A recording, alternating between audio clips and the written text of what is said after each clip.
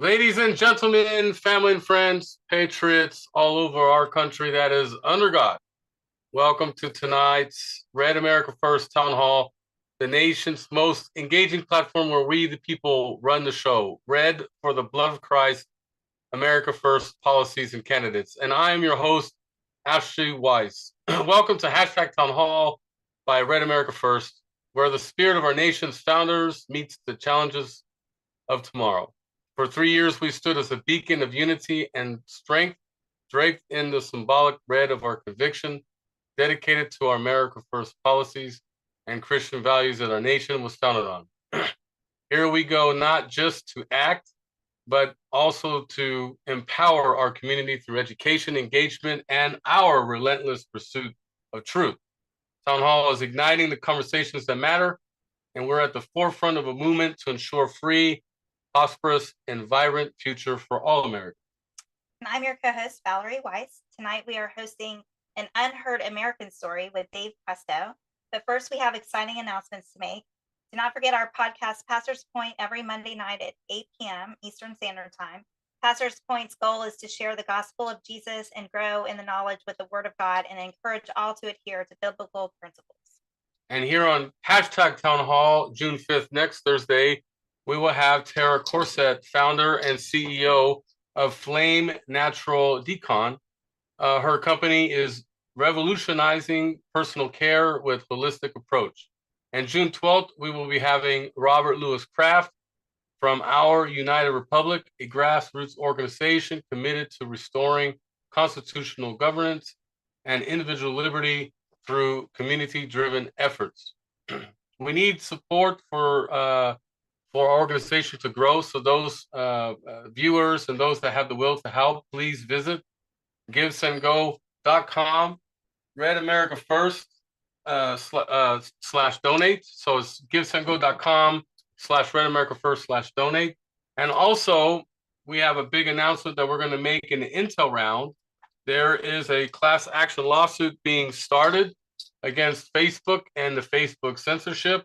So we're going to be talking about that later tonight, and that is capital FB censored, capital US, so FB censored us.com. For those joining the live stream, we're looking to grow our live panel. Panel members engage with guest speakers like Dave Presto directly and engage in the Intel state-to-state Intel round. Please sign up at redamericafirst.com.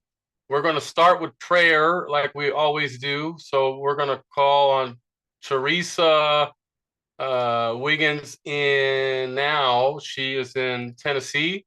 So if we could get her to get us into prayer, and she's also the Red America First Christian Pillar Leader. So members, please bow your heads as she leads us into prayer. Thank you in advance, Teresa. Thank you. Dear Heavenly Father, Lord, we lift this evening up to you, Lord. We ask you, Lord, to give us the words that you would want us to speak, Lord. We lift each and every one up that's in this group, Lord, and their loved ones as well, Lord. We ask you to protect them all from the evil one, Lord. Bless them and be with us, Lord Jesus. Amen. Amen. Thank you for that. Now we're going to call on co-founder of Red America First, Valerie Weiss, to do the Pledge of Allegiance. Thank you in advance. I pledge allegiance to the flag of the United States of America and to the republic for which it stands, one nation, under God, indivisible, with liberty and justice for all. And now we're going to call on our Oklahoma State Director. And also, she is the lead vocalist for our organization. Leslie Mahan will lead us in the national anthem. Thank you in advance. Thank you, Ashley and Valerie. Oh, say, can you see by the dawn's early light what so proudly we hailed at the twilight's last gleaming, whose broad stripes and bright stars through the perilous fight o'er the rampart hearts we watched were so gallantly streaming, and the rocket's red glow, the bombs bursting in air, gave proof through the night that our flag was still there. Oh, say does that star-spangled banner yet wave o'er the land of the free?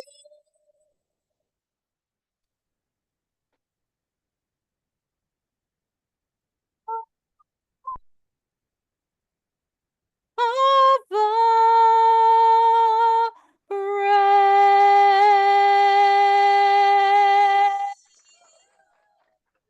Amazing job, Leslie, as always. And gosh, didn't she do a good job She tonight? did. Absolutely. Oh, So we're gonna get Mr. Dave up here with us, and gosh, so much to discuss tonight. But what a beautiful introduction to start this interview with Dave Presto. Welcome, Dave, to Hashtag Town Hall.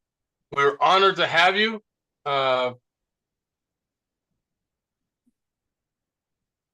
Can we hear you? Are you there? Yeah. Oh, Oh, he hasn't clicked on mute Oh, yet. okay. Let's try it now. You gotta click the unmute button, I think. Yeah, that's all good. There you go. Mhm. Now let's see if your mic works. No, you're unmuted. Well, you were unmuted. You gotta click on the Zoom. It keeps switching Oh, back. there it is. There you it is. go. There we go. There we go. So before we talk about the Unheard American story with you tonight, tell us where you're from, any hobbies to share. Thank you for coming on. Hobbies? I don't know. Podcasting and being a pappy right now. It's pretty much my life other than work. I'm from Pittsburgh, Pennsylvania. Just a little town outside of it. It's called Aliquippa. If you guys are into football, we produce a lot of players from here. A lot of players. So we're pretty heavy into sports here, and that's it's one of the doorways to get out of here. So, but yeah, so I'm happy to be here, and hope I could put a little bit of truth out there tonight, and just spread some awareness and get everybody to open up their eyes, and we got to start paying attention to our backyards. Yeah, definitely. Well, thank you so much for coming on tonight. Your story is incredibly courageous, and we're honored to have you. Thank you. Yeah. Can you share a little bit about what it means to you to be able to share your Unheard American story with us on Town Hall tonight? To be honest with you, I'm kind of still new to all this. You guys I speak openly to people, and when I'm in public, when I'm in meetings and settings, stuff like that. As far as a podcast and doing this stuff, this is my first step, and you guys are the first show. So I am kind of excited about it. So just kind of bear with me. Sure. A little bit nervous about it. I scripted everything out, because when I do speak with people, I tend to get pulled in so many different directions, and there's so many questions at the end of it. So I kind of just run through my script and a little bit about me and where I come from, what I've been through, and what led me to where I'm at right now today, including reaching out to you guys. So it's kind of where I'm at, and whenever you guys are ready, and however you want to go about this. Well, perfect. Yeah. Your podcast description mentions being raised within a politically powerful Democratic family. Can you describe the atmosphere and expectations within that environment during your childhood, and how that contrasted within the hidden realities that you were experiencing? Yeah. So basically, like I said, I have it scripted. I'm kind of just going to read this out to you guys. That's totally All of these things are in there. So I hit the key parts that we really need to focus on. Okay. Even though those parts may take us in other directions and things that we definitely need to talk to, those are for other times. Right now, I keep it pretty point to the blank, who the people are and how this came about, because people right now, just the general public, really are, they don't know, and they are very unaware. And we're at a point in time to where people just take what they're told as truth as face value, and that is not the case anymore. Mhm. Yeah. So, Yeah. all right, you guys ready? Yeah, We're ready. Go All for right. it. Ready. All right, so when I was 3 years old, I was bought and paid for. I did have a price tag. My price was $10,000. My adopted father, he was a well-known businessman. He was a political figure. He was the bondsman for Beaver County. He was who helped facilitate these deals. He was the one who made it happen here. He was a man who should have been a protector to people, but he became a predator throughout this. He turned me into a commodity, and I am not the only one. It's not just me. My brother was also bought and sold to another family the same way. We were both treated as transactions. We were both treated just like property, and it was by a man who saw himself above everybody else and had no accountability. He told me that I was just a gift to his wife, that I wasn't his responsibility. Because he had already had kids and he raised them, now his wife, my adopted mom, she was a little bit different. She couldn't have kids. So I was the gift to her. This lady was an absolute saint. Despite everything happening around me, she did everything she could to protect me. She did everything she could to love me. And I know that now. She truly tried to shield me from the horrors of all the things that I was going through when I was young. I was just entirely too young to understand those things. But back then, I just couldn't really see that stuff either. I was in fight or flight mode at 3 years old. I was just trying to survive. I was so locked inside my own trauma that I just couldn't recognize what she was trying to do for me and what she was trying to give me. I deeply regret that now, but this just goes to show how damaged I was through that process. So many ways, even now at 46 years old, it still affects me, my day-to-day life. I'm a father, I'm a pappy, I'm a husband, and I'm just an everyday man like everybody else. I never knew my biological father, but I did meet my biological mother. What I did find out about her was she never finished school. I found out the struggles that she had to just try and take care of herself. She was so vulnerable and exploited by people that just knew exactly how to use that against them. They took advantage of her situation, and because she couldn't protect not just herself, but any of us, it made us easy targets.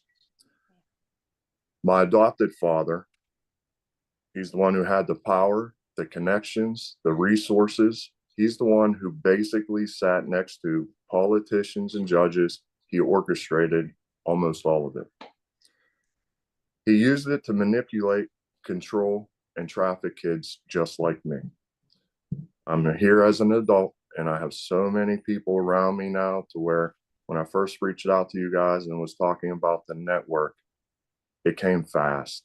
I was wondering how I was going to go about this, but there's so many of us. So with that said, we weren't the only ones. I've seen the names. I've heard these stories. I know the faces of the other children. I was friends with them and was going through my everyday life with these people, never really understanding what was happening to each one of us on the inside. We were exploited, we were used, we were broken, and so many of us are just forgotten. This wasn't just a one-time thing. I'm not the only person. My brother's not the only person. These other people aren't the only. there's reasons why this is happening. So this wasn't just I'm not just an isolated case. My brother's not just an isolated case. It's the system. The system is built on silence. It is built on shame. It's built to protect the people that are in power. The system, all of that is still alive today. It's just changing hands. I won't be silenced anymore. That's just where I'm at now. And now that I've actually seen the depth of corruption and how far it runs, and just, it's beyond me and my family. And now we started digging, we know, and we're seeing these things come out daily now to where it's a global epidemic. These are hidden networks of just powerful people using their influence and money. They're using the money to keep the most vulnerable people under control. And it's all out of sight. People just can't see that. And when you try to speak this, people don't understand that either. So too many people stay quiet because the truth, it's just uncomfortable. I struggle with it, It's easier to pretend that it's just not happening, but it is. And if we keep pretending, we're not helping these kids, we're not helping lives. And it doesn't matter if they're a kid or 46 years old, just like my case. This stuff is happening. So speaking out, it's just become my mission. And that's just where I'm at. I've always been for kids, and, what's right is right, what's wrong is wrong. And I've just always been a protector. So I've always been on this side. I've worked in law enforcement. I've seen the corruption firsthand. I've been surrounded by the people who were part of that very machine that keeps all these secrets buried. I'm here now. I've gotten to a point in time in my life to where some of these people are gone, and I could speak out about it. I couldn't have done it before. You see what happens to some people that speak up. And I'm just going to leave it at that. So I'm here now, not just to tell my story, but fight for the ones who can't fight for theirs. I'm here to expose the system. I'm here to bring the truth into light, and I'm to protect the next child before you ever take what they're trying to live for. And that's kind of where this is the biggest thing for me is at 3 years old, I never even stood the chance. And to be honest with you, I'm watching it happen right now to a very close child to me, to where it's not that extreme of a situation yet, but it's happening. And we just need to show people the correct way on how to handle these people, because I am very damaged, and it does make me, it is strengthful in my relationships. So, you don't have to take my word for it. Let me get back on track. But just to look around, the corruption is everywhere. But here's the truth, and we can do something about it. We will do something about it. And it all starts right now, right here with me. I put my foot down. I'm not letting this happen anymore. We need warriors. I'm a warrior, and that's why I started Warriors for Kids. Warriors for Kids is to speak up, it's to speak out, and it's to stand together and say, no more. No more children will be bought. No more children will be sold, and nobody will be silenced anymore. If you believe in justice, if you believe in protecting the innocent, then it's time to act. I hope you could join me. Let's raise our voices. Let's tear down these walls, and let's build something better, far greater for our kids. And especially for the ones who are wanting and waiting to be saved. Together, we will break the system. Together, we will make a difference. My name's Dave Presto, and I thank you all for listening. And like I said, the podcast it's going to actually drop right after we finish up on this one. But I truly thank you guys for giving me the opportunity to just give me a start and kind of give me a good place to put this out and with the right people. Yes, Absolutely. And it's a sensitive topic, and we Yes. respect you coming out and sharing this With information. with that sensitive topic, I've been banned from TikTok 3 times. I've been shut down on YouTube already, and I'm in the process of rebalancing YouTube and transferring over to Rumble, because Rumble's a lot more, they'll let me say the sensitive things. So I would love for you to connect with me offline to give you strategies and tips, because I feel your pain on the censorship and the political unfairness and All the time. relative Man, discrimination that the social media sites do to people that want to share true information, and I suffer from it, and if you hang past our interview and the intel round, will go over a Facebook lawsuit that we're working on, but specific to your story, for listeners who may not fully understand, right? Can you explain how power dynamics, the loyalty and the structures meant to protect communities can be twisted to right. You gotta, the problem is that these families that have been rooted in your counties and your towns, and like my adopted mom, she was a staple to here in Center Township, where I'm from. She was one of the original families from here, right? So like these people, they're so integrated and tied in that if you're really not from there, you would have no idea where to look or even who to look at. Another thing with our situation and in our area, we just had a shell plant built. We went from, I'm just throwing a hypothetical number, but if we say 25,000 people in our area, when we built this plant, we had 40,000 people, and none of them that we knew, and no offense, but half that didn't even speak English. They were living in our woods like our cops. We had a lot of problems, and there was abductions going on. We are seeing it now where like kids are missing. Wow. We have a lot of issues and a lot of problems, and those things need to be talked about. And then when they're in your community, these are the people that we should be able to trust. You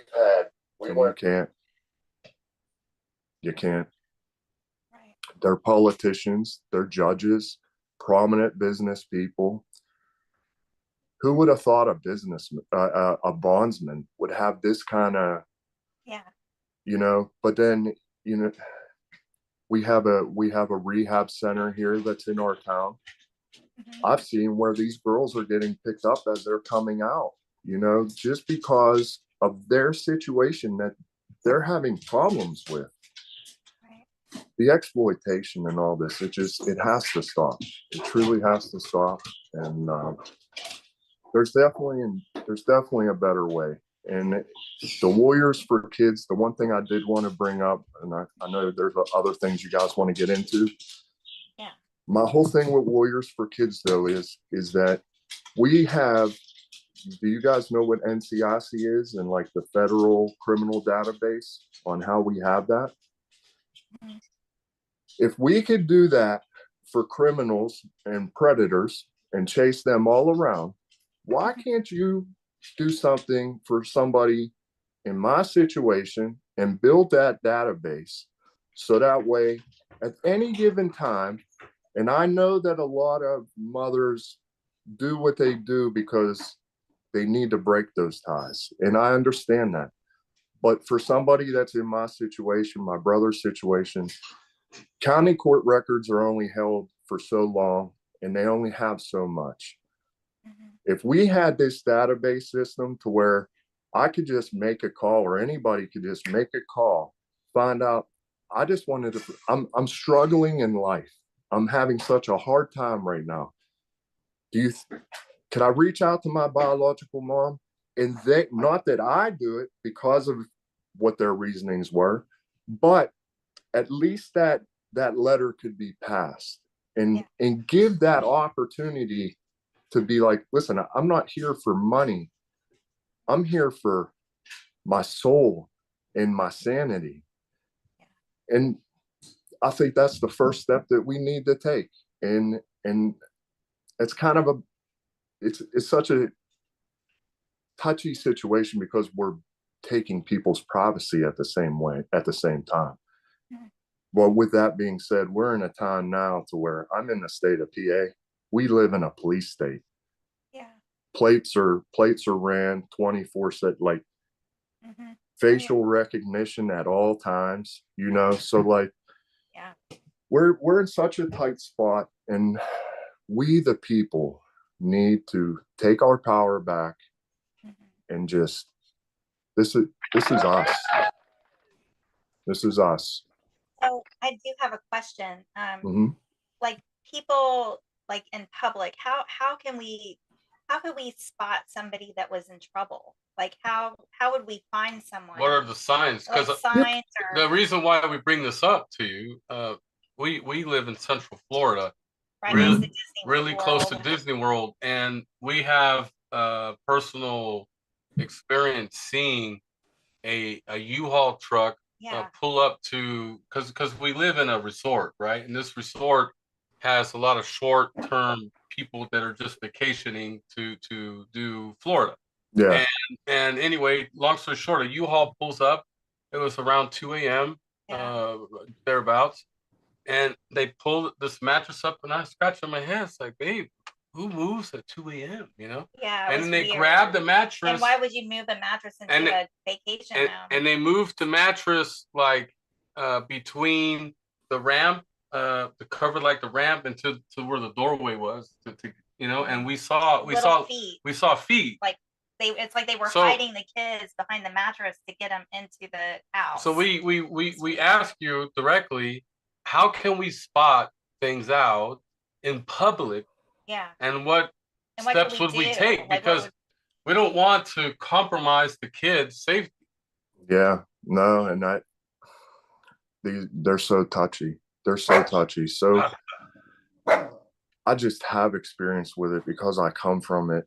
And like I said, it's for me to tell you guys, to give you, it's not something that could be taught. It's just something that you learn and you adapt to over time because you've gone through it. And as you're in your situation, that happened. You may not have known how to respond right then and there, but I guarantee you, something like that happens again, you guys will definitely react differently. It won't be that. Yeah. All I could say too is,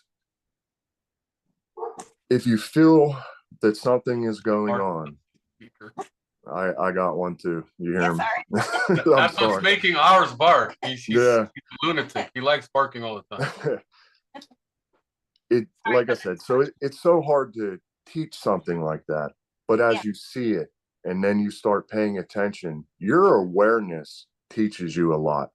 Yeah. You don't realize it. We don't pay attention to it because we're just going through our everyday life. Like, it's just life, right? Yeah. But you are constantly scanning. You are always aware of your surroundings and knowing what's going on. Yeah. We know when something's out of place. You could be in Walmart. You know when that kid kind of really doesn't belong with somebody. And I'm not saying that you go over and confront them, but you try to create distractions to where other people can get involved and maybe just bring up, are you okay? Is everything okay here? I don't really have a situation that would be like, hey, this is foolproof and this is what you do, because no situation is ever the same. Yeah. This sounds terrible, but that kid may have been sold to them and that deal was already done. Yeah.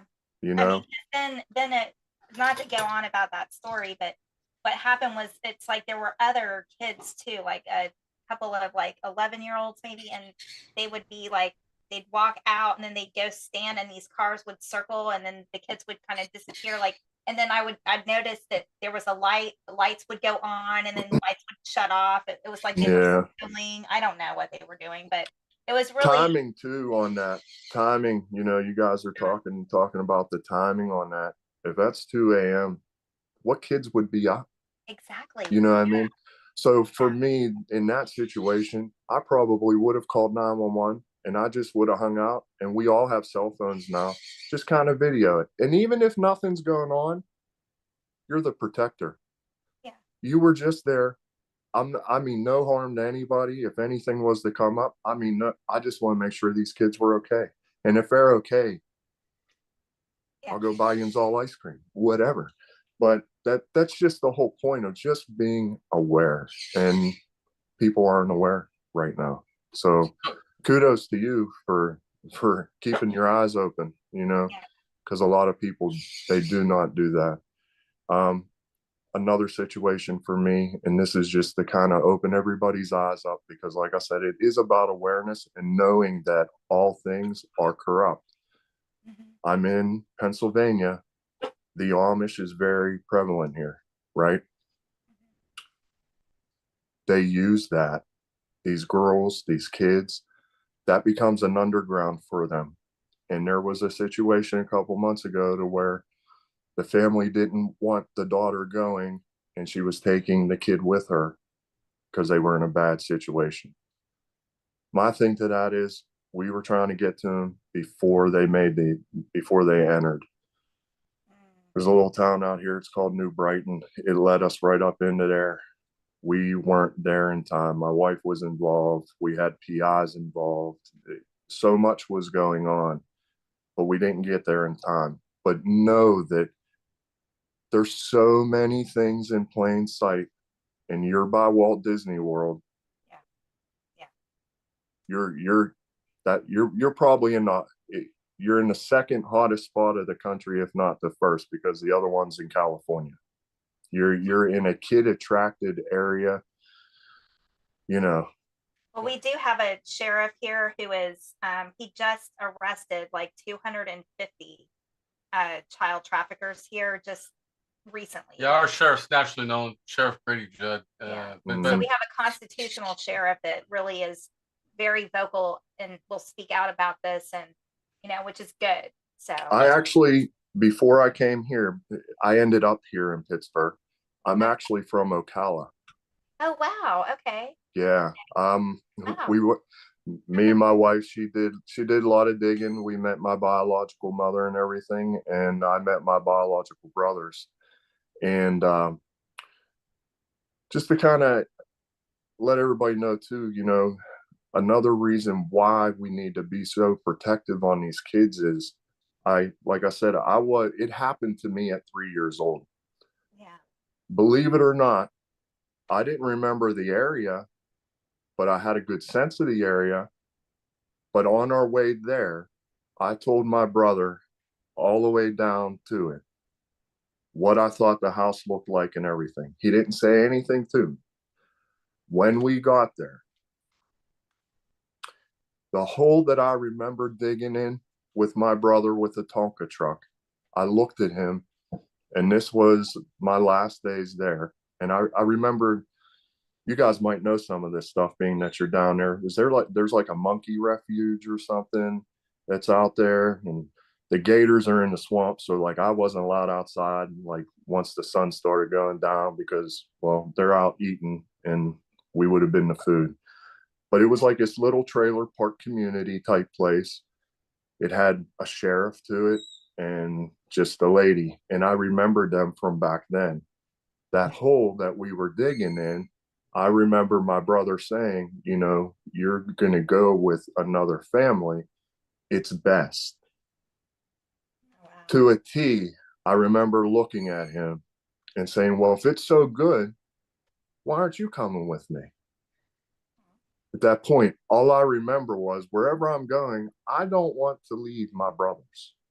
Right. Yeah. But at 3 years old, I remembered so much of that man that bought that house came out. I described the inside of his house to a T. Oh wow. Yeah. That's the impact that we are having on people. That's how much our lives are turned upside down, because at 3 years old, nobody should have to go into that instinct of fight and flight. That's something that shouldn't even be we shouldn't even really have that instinct, to be honest with you. But because we fight and we have wars, we have to hone it, right? So we On that use these point, things to our ability. on that point, Dave, Mhm. trauma often has long-lasting effects. Sure does. Can you speak how your experiences impacted your sense of trust, safety, and and your journey of healing? How does that look? I'm 46 years old, and I struggle. I struggle. I struggle very much. It affects my relationship with my wife, with my kids. Like I said, with my adopted mom, I just never could slow my head down and get out of that fight and flight mode to start realizing what was happening and what was going on. I could never just break away from that. And it's such a struggle. I kind of lost track a little bit there. I got pulled off to the side. I'm sorry. But what was that question again? That the trauma has long lasting effects. So, can you speak to the experiences? Yeah. So like, I mean, you got to lose it's trust so in people, right? defining, because the trauma made me shell up. I wouldn't let anybody in. And I wasn't a bad kid, but at the same time, like, it just made me rebellious, because I just felt like I didn't belong here, and like all those things that would come into you, that from that trauma, that it really affected me. And I was raised in Roman Catholic family, and my mom was very devout, my adopted mom. And we actually went to like certain places out in Colorado where like the Virgin Mary would have been seen, stuff like that. So like we did them kinds of things. So I was never, I don't ever say like at that time I was a believer or anything, because at that time I was so damaged, I didn't care. And that's so bad to say, but you just didn't care. Nobody else cared. That was kind of like my thought, you know? Yeah. So it made that type of mindset made so many things hard. So on the spiritual aspect of it and on the religion, I had to find that, because without it, you won't survive. That's my thought. That's my feelings. You know, God and Jesus, however you look at these things, these entities, whatever that portrayal has to be or needs to be for you, you have to find that. My podcast speaks so much on this because almost all of your life is about your perspective. And your perspective is what leads you to your future. And that just comes down to, this kind of takes me into other things that I talk about on the podcast, probably not for this setting, but like I speak about how your brain is magnetic, and, you know, your thoughts and all these things. The Bible is truly teaching you. The problem is we've been distorted throughout the years. The problem is we have such a programming and suppression problem. It is so hard to get unburied from what they say, the matrix or the simulation, however you want to look at that. These trauma bonds, these things that just have happened, they're to lower your vibration, lower your frequency, keep you out of place, and just it keeps you stuck there.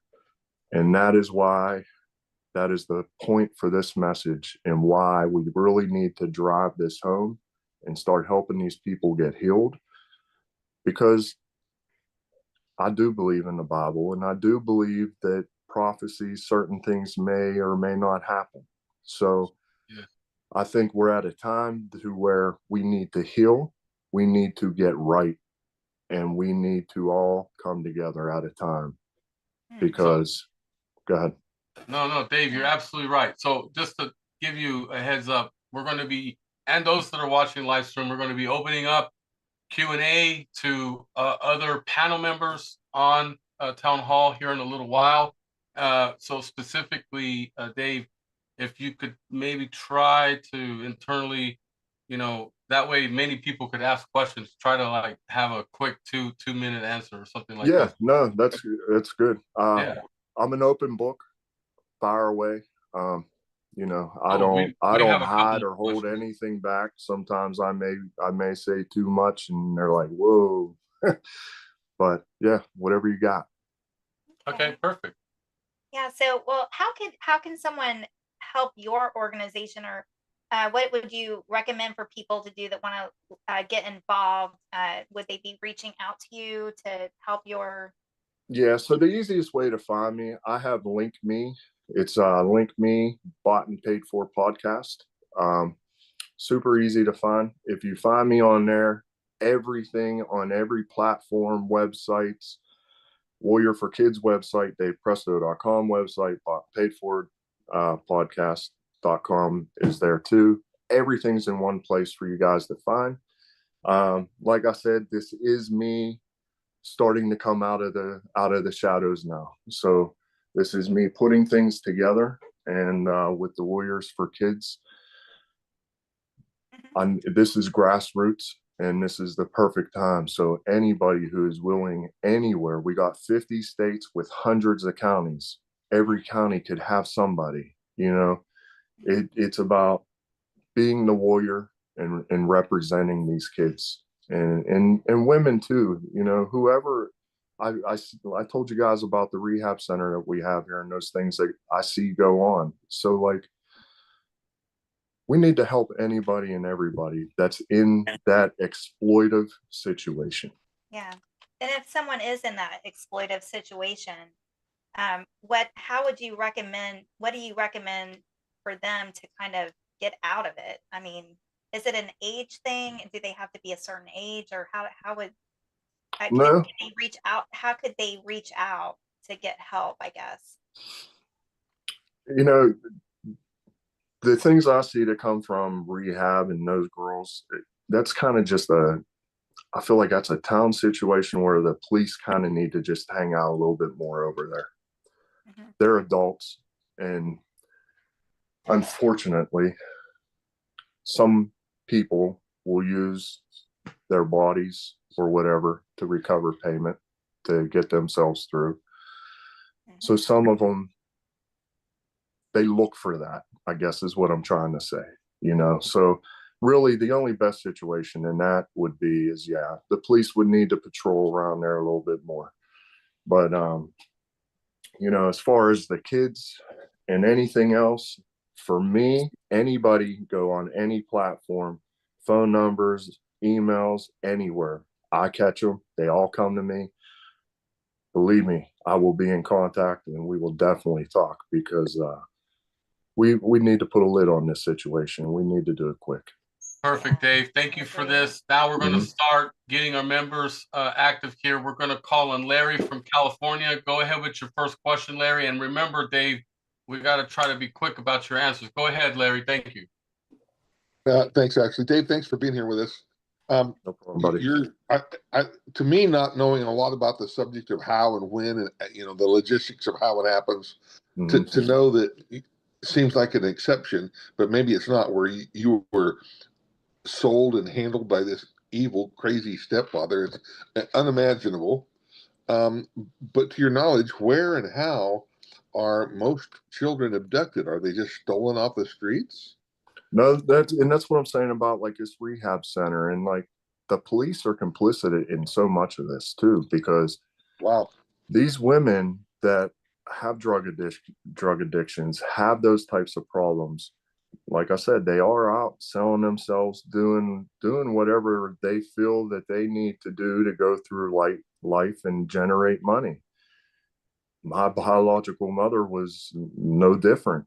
She basically and this kind of takes us back to the story, and I know we got to be quick, but That's okay. they used her to exploit her because she at the time had a boyfriend who was a pedophile living in the house with us, and he got arrested for pedophilia, but he needed bond money. So the bondsman gives her bonds money. She tries to go and bail him out. The deal with me and them was done. So she basically took the L anyway. Do you see how that worked? Yeah. You know, so it's so hard to say, like, hey, how do we fix this? Because it's that kind of situation where the police, they made that arrest. They put that girl is now in a financial situation where, like, she's really pressed. It opens her up to, she basically will do anything and all things to try and keep herself safe. So your situation, it isn't really the exception at all. It's more the norm. Unfortunately. And I just feel like my situation was so specific with that bondsman, and being that he was politician and prominent businessman, that's why I'm unique to the situation. And I know we're on a Christian show, but I always say I'm the biggest asshole with the loudest mouth. And that is why, because I am the voice for the voiceless. I do speak up. I don't let you be suppressed. Very good question. Very good question, Larry from California. Now we're going to go to Oklahoma. Leslie, go ahead with your question. Thank you. Dave, thank you so much for being on the show. And thank you. I just wanted to tell you that I'm not sure if you're aware about my state. We are known as one of the top human trafficking states. I didn't know that until I moved from Texas over 16 years ago. I do have a daughter that, is 17. And what I wanted to ask you is, are you aware that apparently these people, not only are they physically going and picking up, I believe they're also targeting them online. I just had a conversation with a close friend of mine. Her daughter apparently got trapped up in a conversation on a game called Fortnite. Oh, man. Man is out of Mexico, supposedly, and he is trying to get her to leave her family and marry him. And, it just, there's so many red flags. The girl is, confused, obviously, and she comes from a very strong Christian background, too. But the devil is cunning, too, on what he does. And at this point, she is, questioning her faith because of having conversations with this gentleman. But I think, as a parent, I think we all need to be aware that this is happening, that our kids are targets, and we need to be proactive. And sharing your story like this, there needs to be legislation. There needs to be a group of people that will advocate for this. Yeah. I don't know if you have done any research on our state, but there's a lot of things. So I was just kind of curious. I get pulled around in different places. They keep bringing out, I keep getting this one case. I don't know. I guess it's been on TV or something. Book bags, but it's not on their land. I don't know if this is Arizona, Oklahoma. It's somewhere out there. I'd have to get back in my email. But like I said, I guess it was on TV. But I don't know every state's laws and everything that go on. Not by any means, but it hurts my soul to know that she's in that situation and she feels like that, this is where I would say, like, for somebody like me and you with Warriors for Kids, to where we become the network in that situation. You start building up, you have more people out there. I have more people that are building up here. And as we just build and we keep networking, eventually we become the giant. Yeah. And they can't stop us. Amen to that. Very They good can't. question, Leslie. Very good question.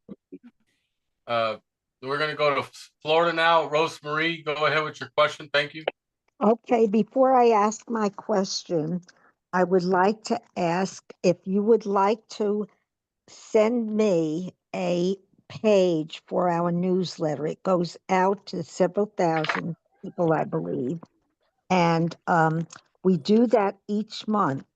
We can share your story, and perhaps you might, put on the top, I was a victim, and give some of your information. I think that would be a very good kind of, Absolutely. For okay, sure. I was a victim, and and at the bottom, then we will give your information and your contact information so that we can stop, help to stop this. In addition, I will, also get in touch with a few other people, but in the interim, there were 325,000 children that disappeared under the Biden administration. And I am sure that those children have been trafficked, or some evil endings have come to them. And we need to address that as well. Do you have any ideas on how we can do that? If you do, please share them. And thank you for sharing your personal experiences. And we will pray for you that you will, be, and I think that's very important prayer, that you will be able to have a much better future, and, without the heaviness of this experience. Right. Yeah, I'm open to anything. Like I said, and being that you're a survivor too, I mean, off channel here, I would love to talk to you too. So I'm open to all things. Like I said, and we're at grassroots right now. We're getting this up and we're getting this going. And like I said, I just feel like I have such a unique story in a position to where, just to be clear too, both of my adopted parents had passed. Another reason kind of why I held up on this, they're politically charged, and there was just always a certain way that we had to live growing up. So, in the child trafficking arena, we all know how dangerous it could be. It's a big reason why I stayed silent for all these years. I became part of that system too, though, like I said, with working in law enforcement. So, it's not that I was ever complicit, but they did help me get these jobs. So I was intertwined with these people, whether I wanted to be or not. So I've always maneuvered and gone through life with just, the best for humanity, not skin color, not religious background, anything. It's strictly about the person and getting us turned around, and consciously, subconsciously, let's change the shift, and let's get the boat turned around. It's time. Absolutely. Now we're going to go to Aloha State, Hawaii. Susan, go ahead with your question. Thank you so much. Aloha, Dave. Thank you so much for your Hello. courage and coming forward. And it's kind of a personal question, but it's a disappointing question. Having gone through so much and for such a long period of time in your life, is it difficult to talk about it?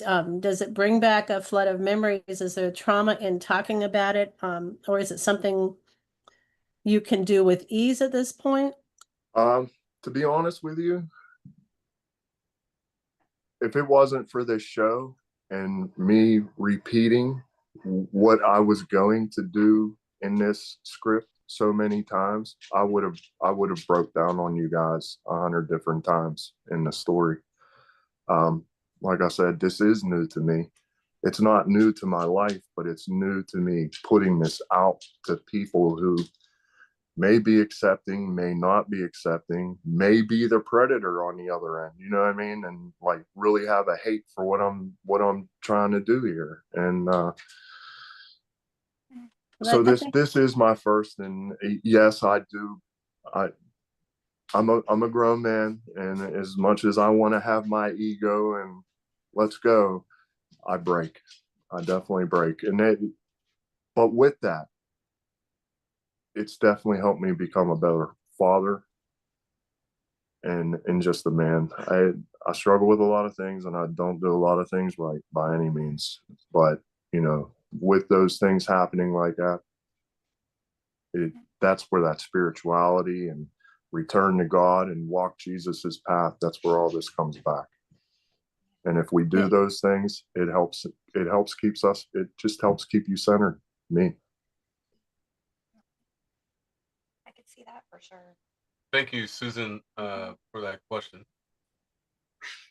So Dave, you know, from our perspective, you know, here on Town Hall, Red America First, I just want to know, you found us and you thought, hey, might be a good idea. How did you find us? Were you like looking at what? Tell us. That's cool. Man upstairs. The man upstairs. I got to a point to where was I or was I not gonna do this? And all the way to right now today, an hour before the show, I'm nervous. I'm like, do I do this? Mm-hmm. The one thing that I could say, when I began on this journey and I actually officially decided I'm going to speak out, I do talk, I'm opening up more, I'm moved with the sense of, I put it in your hands.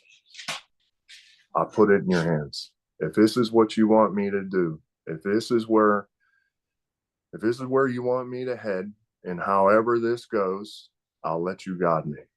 And you will put the things in front of me that you want to make happen, and you'll find a way to make it work if it's meant to be. Perfect. Here we are. Yeah. I like that answer. Now, a couple people kind of reacted to your answer, so we're going to start with our corruption pillar leader in Hawaii, Migeso, and then we're going to go to Nevada and talk to Ron in a second. Go ahead, Migeso. Thank you in advance. Thank you. Hi, Dave. How are you? Great, thank you. When you have your Warrior for Kids program, have you encountered a situation where you actually saved any kids, or come across the situation you have your own children, where you've encountered children that have come to you, or you saved them and they have brought you to other children? And what do you do after that? Do you just stay within your program, or do you speak with the local authorities? It's kind of a double-edged sword, and that's a two-way street. Law enforcement is meant to deal with the situation at hand and move on. I've interacted with tons and tons of kids. Bad situations at home. I worked inner city in Pittsburgh. So very bad situations. Parents not even home, not for like hours. We're talking for days. Kids would steal cars. They're just driving them around through town. Like, this stuff really happens here.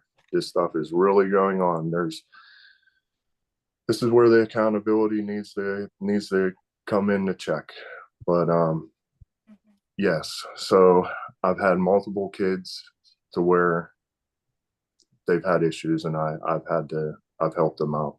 I will say too, because of my situation, I go above and beyond where most people won't, and give you kind of I'm not the only one here in Beaver County that is on this side of the fence. I have a judge that's here. She's excellent. works through all situations very, very meticulously. And so much to the fact that there's so much compassion with this one judge. She actually held a kid up within the courts on her own, at her own home, brought him in to make sure that this baby would be okay and was going to be taken care of. So there's not, I don't want to say it's all of them, because it's not all of them, but the ones that are make it very hard for the ones who were good in law enforcement. So not too sure if I really answered your question there, but. All right, thank you. Very good question there, McGay. So, and now we're going to go back to the mainland for a moment to Las Vegas, Nevada, not Las Vegas specifically, because Ron, Nevada does not like Las Vegas. But Ron, please ask your question to Dave. Thank you. Dave, I really appreciate you telling your story. Thank you for listening. You bet. And I think what you have to share is vitally important to share. And I'm sure that you reach different kids with what you have experienced. And I really hope that you're successful in this endeavor, because it is a totally worthwhile endeavor. They're going after our kids, you know, and you're a warrior and you're fighting to save them. And I just commend you, and I respect you, and I think you're doing a wonderful thing. And I believe that solace comes with prayer, and I hope that you are able to get that solace at times in your life through prayer. Keep on keeping on. Thank you. Thank you, Ron. Thank you. Thanks, Ron. Go ahead, Val. Well, I guess if you could explain, I didn't want to ask you this because I don't want to ask you something that might make you feel uncomfortable or anything. Right. And that's what I was saying at the beginning of the show. Yeah. I hold nothing back. I would be more worried about me giving you a response that you'd be like, whoa. Oh, no, you're fine. You are 100% safe here. So I guess if you could explain, like, where they get the kids, are they from other countries? Is it just locally? Is it, and then when you are the victim in this situation, do you have an expiration? I mean, do you have a way to leave? I mean, are you stuck there until you're older? I mean, I guess, can you explain some of that? I guess I'm a little.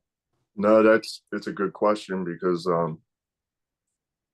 it took for me to do that. Meaning I got adopted into this family. Mm-hmm. The sense of this was just never my family, right? Like I'm always in search mode. I'm looking for my biological family. Like I want and need that. And that's one of the big talks between me and my wife, you know, like she had her biological family and she like, nah, I couldn't stand them. And I'm like, well, I yearn for that, you know? So it's kind of that situation. Always in search mode, always looking. Completely just got off topic again, I think. With your saying, like, so when you were there, like, did they allow you to leave, or did yeah. So, or like I don't want to say he was so honest that it was bad for a kid.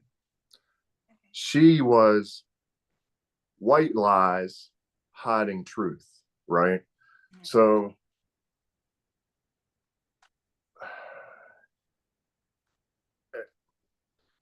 it's hard for me to say, because as much as I was this is all a piece of me, is as much as I wanted out, because it's nothing of mine, right? So I hurried up, I graduated high school, and I beelined it for the Army. And I didn't tell my mom, my adopted mom. I said nothing. I woke up 4:30 in the morning one day, woke up, showered, snuck around, got out the door. Recruiter picked me up, went to the MEPS building in Pittsburgh, and I signed. And I called her after I signed because I knew once I signed on the dotted line, they had me. Yeah. No matter what, they couldn't get me. Yeah. I know that sounds super bad, but that was the first time in my life that I had experienced true self, if that would make sense. Yeah. Because I had to live a certain way here because they were so political, and it was, you got to wear the face. We're a happy family. We're this and we're that. Meanwhile, I'm dying inside, to be honest, So I just wanted out of here. And that was my way. That was my way. Some people are trapped. I don't know if you guys know anything about like Allie Carter and that whole story with the Diddy thing that's gone. She was trapped, stuck inside the system. She wasn't getting out, So some people can and some people can't. That was my way out. And yes, I did look for that, as bad as it sounds. But at some point, I think every person in life needs their piece of them. Yes. And you need to find that. Yes. So Glad you did. we got a question coming from Texas. Shell, thank you so much for your question in advance. Thank you, Dave, for being so courageous and coming on here and discussing with us the struggles and just the horrendousness of your situation.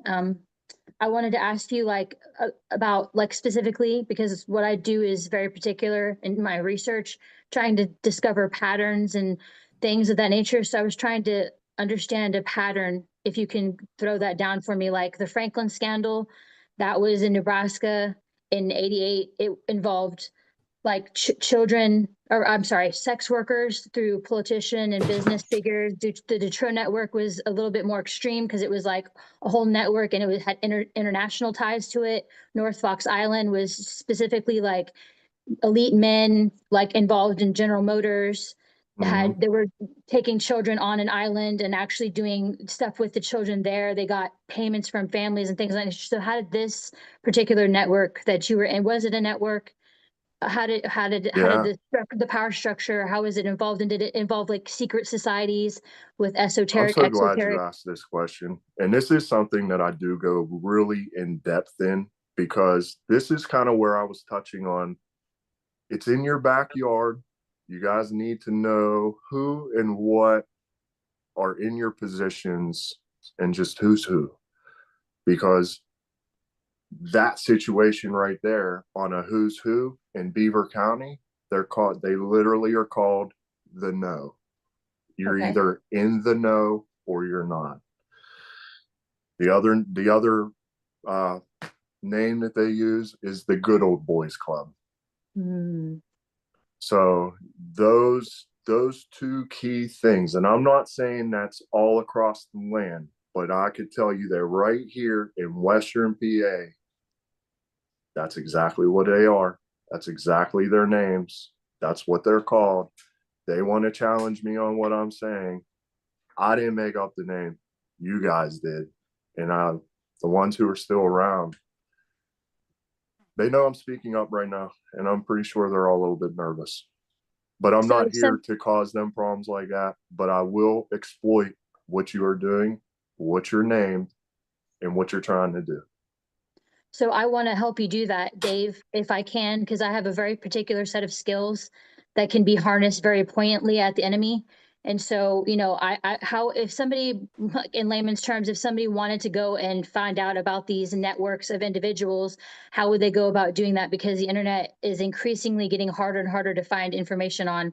So how would you describe, or could you give someone an insider's intel on how to get that information extracted? So I'm going to take that as a question on how do I get information? Because that could be the same relatable instance for you.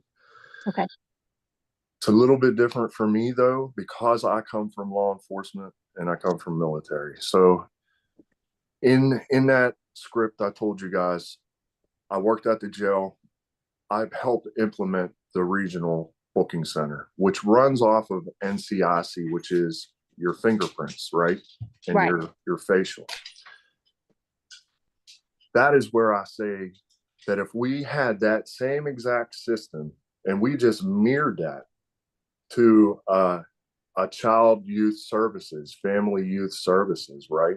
That people, kids in my situation enter that program, everything goes in, you would have access to that, being a counselor or whatever type of agent, right? So the problem is that NCIC could only be accessed by law enforcement or a PI. If you guys have a PI in your area, that's your best course, because any info that you gather, they could pull it for you and they could generate what you need. Okay. Does that answer? Totally. Okay. I was like thinking maybe FOIA or any one of those sites. Would there be anything on something like that? Yeah, I mean, it's just, I have such a problem with everything anymore because everything is so distorted. So many people are complicit in so many things that everything is distorted. Everything is a lie, literally. And there's so many people that we look to these people. I mean, they're prominent individuals to us, and you would have no idea. But meanwhile, they're the ones who are backdooring you all the way. And so you gotta try and find somebody that you could trust that's in law enforcement in your area or a PI. That's really all I could say about that, other than just getting into the nitty gritty and start digging into these networks and the different people that are in your area.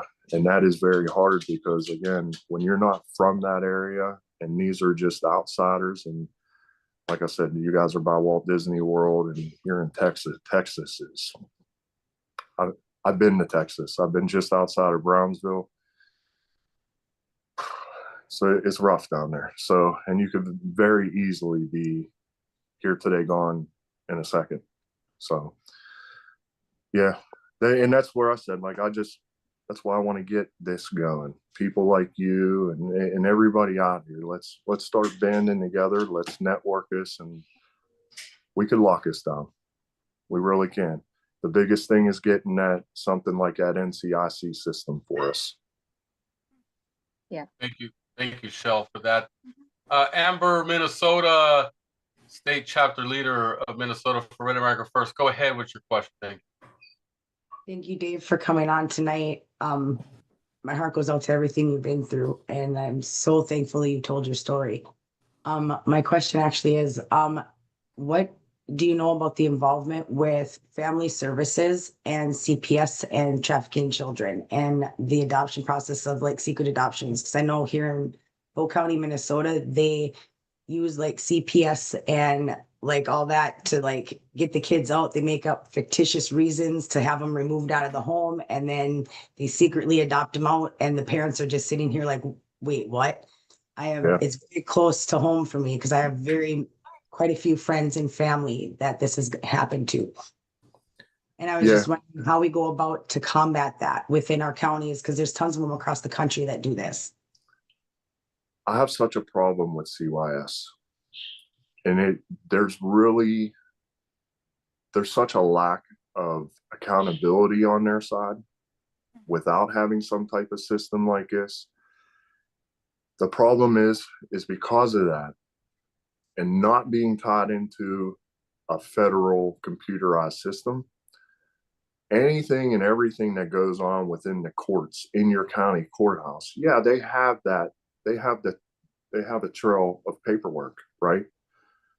But doesn't mean that my situation, I know to go back there. I could have been bought at 6 months old and shipped to Minnesota and been dropped there, and I have no idea, because I actually have people right here in Beaver County who are just like that. I call him my brother. That's how close we are. He feels like that. He was like, he wouldn't even know where to begin. So it's very hard to put accountability on them until you put a system in place. And that's why I want this system. I'm not saying we have to make it Department of Justice, NCIC lockdown, but we should have something that it's just accountability measures. And for the counties who aren't up to technology speed like the rest of us, let's get them there, because those places too, to where you're kind of on two, we're in that, there's like a wave, right? So like you got the right side that's over here and you got the left side that's over here, and everybody's got their moving parts in there. They all work in the county. They all got friends. They all got their own agenda. We need something that just solidifies that, and it puts a stop to all that. So that's where I said, we need something like that. It's so hard to really give accountability to CYS. And unfortunately, that is the way that system was set up. So with that question, with your question that question. Why is it that CYS doesn't have a system in place like that? Why would these courts not be tied in? Why would they not want to be efficient with these kids? Right. Kind of throws a huge question mark up, huh? Yeah, just start asking more questions pretty much. And that's kind of it, nobody really wants to answer to anybody, but when you sit there and you start enforcing accountability, things will change really fast because nobody wants to speak. Thank you so much. Thank you for that question, Amber. And Dave, honestly, we're very blessed to have you on Town Hall and UnHeard American Story with us here tonight. I just want to ask you, would you be open to the idea of being an advocate resource for Red America First? So when people reach out to us that have been in this situation, I would like them to have an outlet to kind of work with someone that's been through this, and you're the perfect guy. Absolutely. I'm going to be very, very, very blunt with you. We've integrated with some child trafficking organizations in the past, but I kind of want to dig and figure out if they have any knowledge about you've been through it. So I would definitely appreciate you being an advocate for those that would come forward to our organization and said, look, I need help, because we're going to revamp our website and we're going to have, advocates for certain things. And I think child trafficking is a very important topic. Oh, yeah. Absolutely. Yeah. And we would be honored to have you as a resource on the team. Yeah, but that's not even a question to me. You guys gave me the opportunity to be here and speak, and I'm so grateful for this. You have no idea. I didn't realize I was very unsure of the kind of feedback on what I was going to get. So, well, there is someone that we didn't really know. There's a Walker in California. Go ahead with your question, Walker. Yeah, Dave, can you hear me? Yes, sir. Okay, I'm actually a child of abuse. Went to a church camp, and hey, go out, please, honey. Grandpa's on the phone. Sorry about that. My grandkid. Anyways, the piece of crap that molested me used to meet all the kids over at 7-Eleven and give us quarters. He was grooming us. Make a long story short, that son of a bitch, his name was Ed Learn. He died a convicted pedo, Foxtrot 654. Out here in SoCal, I want you to get a hold of me. Ashley has my personal number. I'm always out here looking for pedos. I've had a lot of Leos. You know what Leos are, law enforcement officers. I'm one. say, walk, you got to bounce, man. You can't be out here telling the neighbors that, this neighbor's a pedophile. That's wrong. The pedophiles in California have more rights than No, the neighbors. Walker's telling the truth.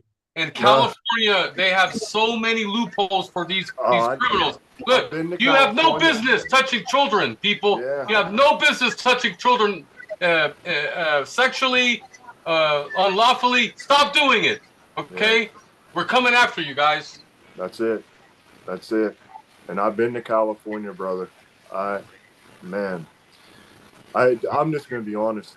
In PA, it's getting to be a struggle here, but in California for you guys, I don't know how you're still in that state, to be honest with you. One of the feds I deal with, I'm going to say his name, apologize.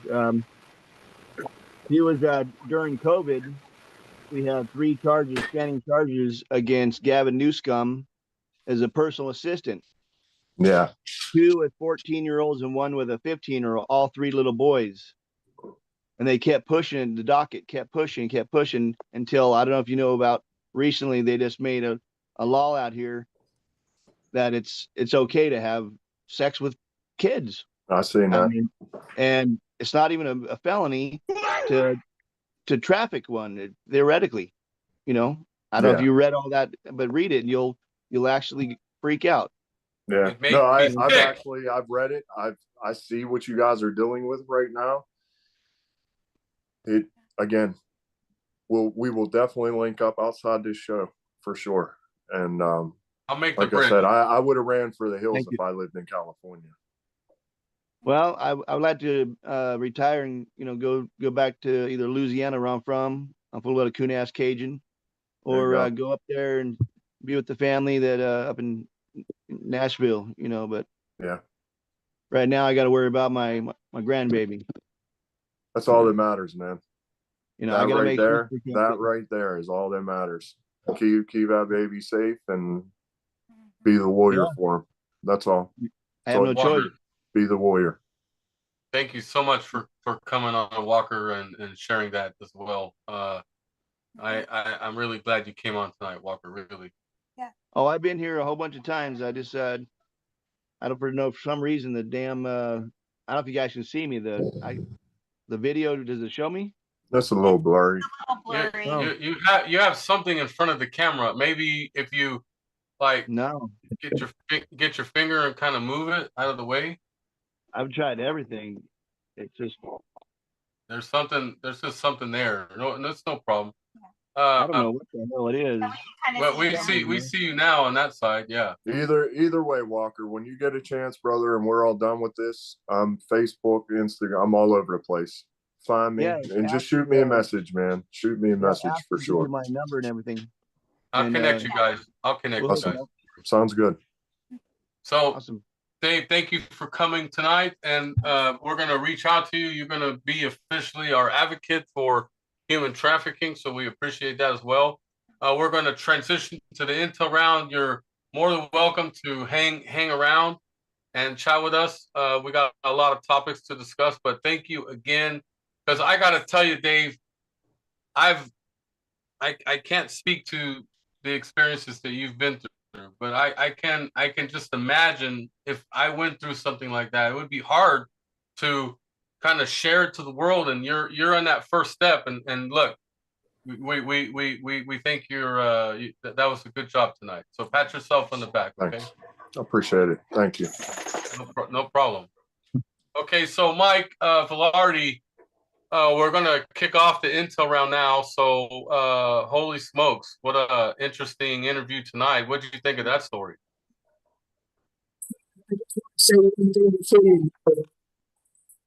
Hey, your mic's screwed up again, Mike.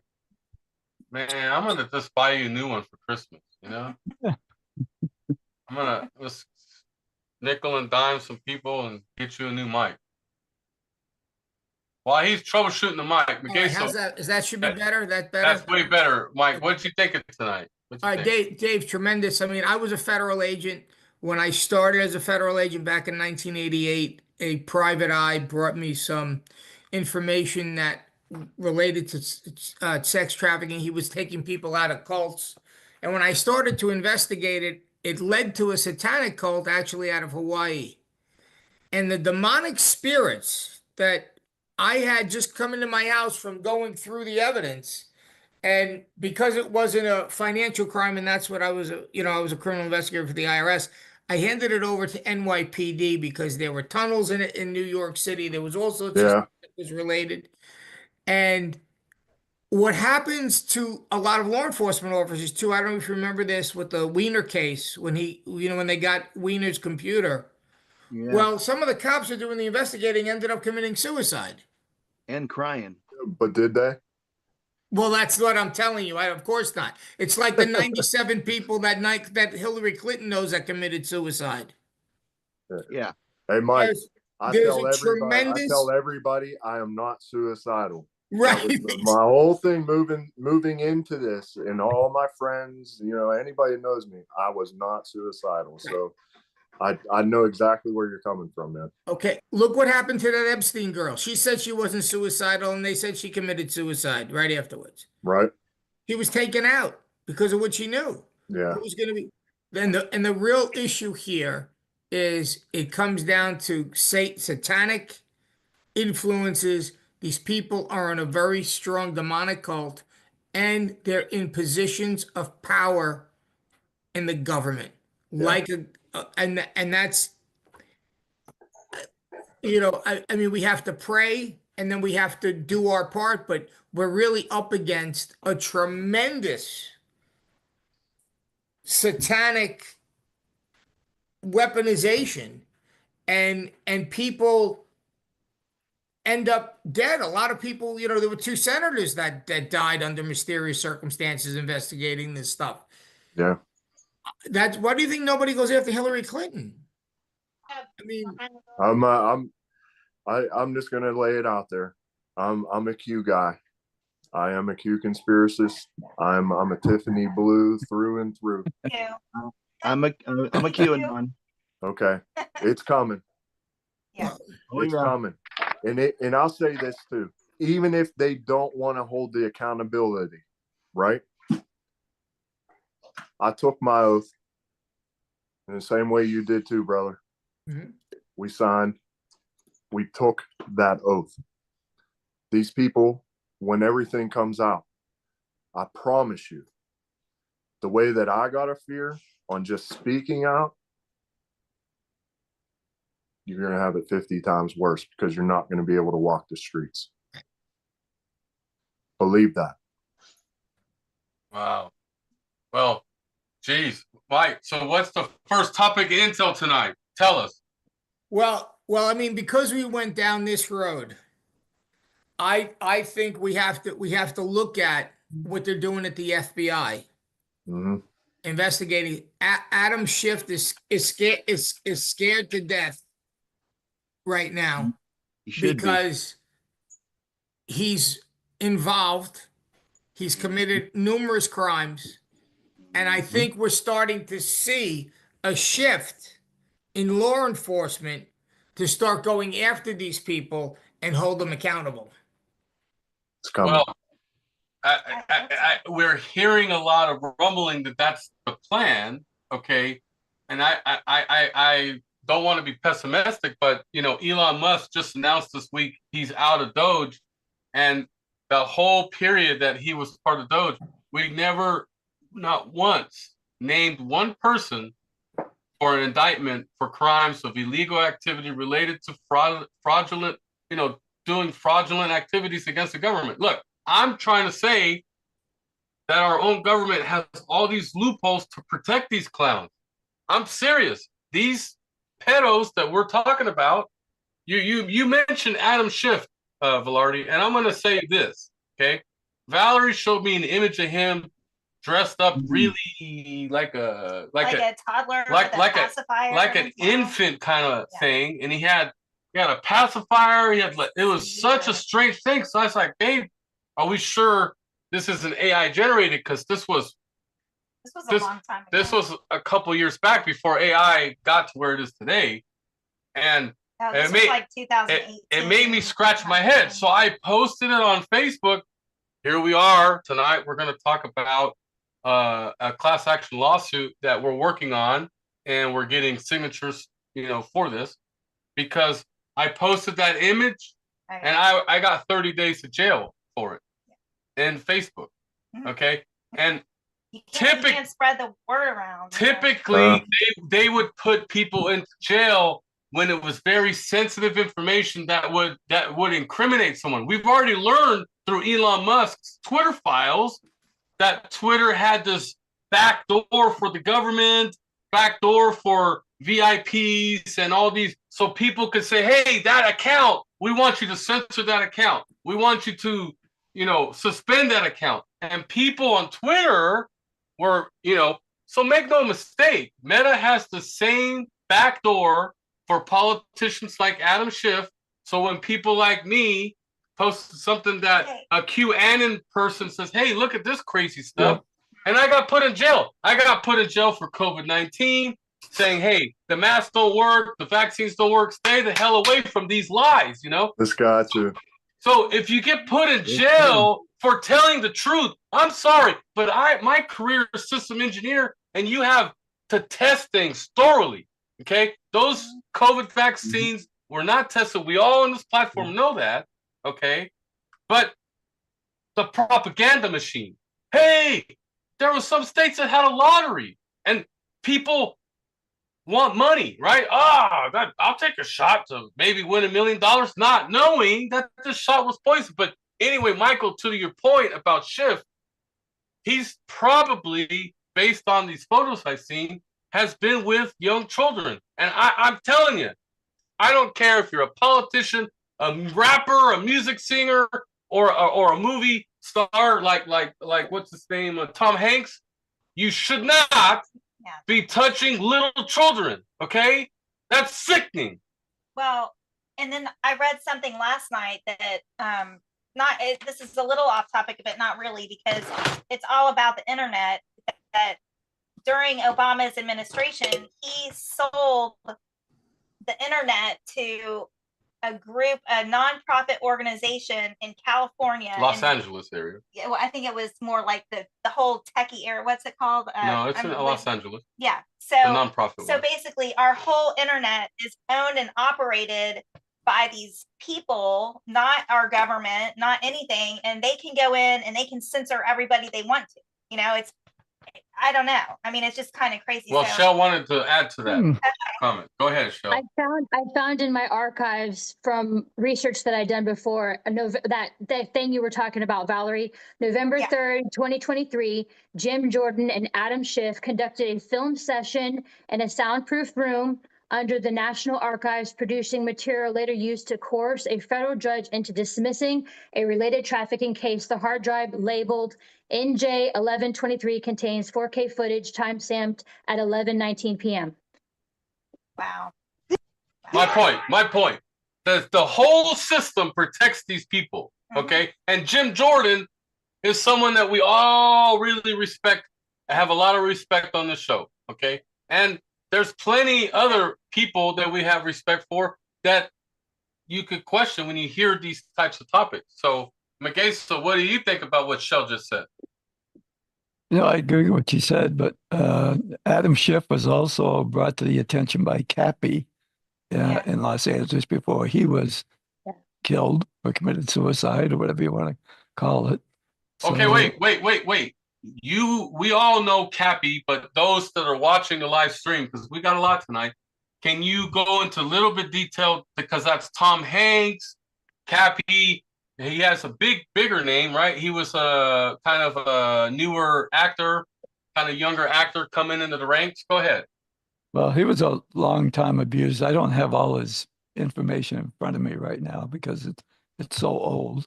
But he was very explicit on Hollywood and what was taking place there. And Adam Schiff was his key guy. I think you mentioned Adam Schiff was with two colored actors at that time. And he was basically abusing them and torturing them. And taking advantage of them sexually as well. So Adam Schiff is no new face to what's taking place, as many others are in Congress. Wow, that's interesting. Walker, Schiff's in your state, and I'm sure you have your own grumblings about him, but did you know that he has these issues? Yes, sir. Yeah, I know. I'm pretty wise on stuff.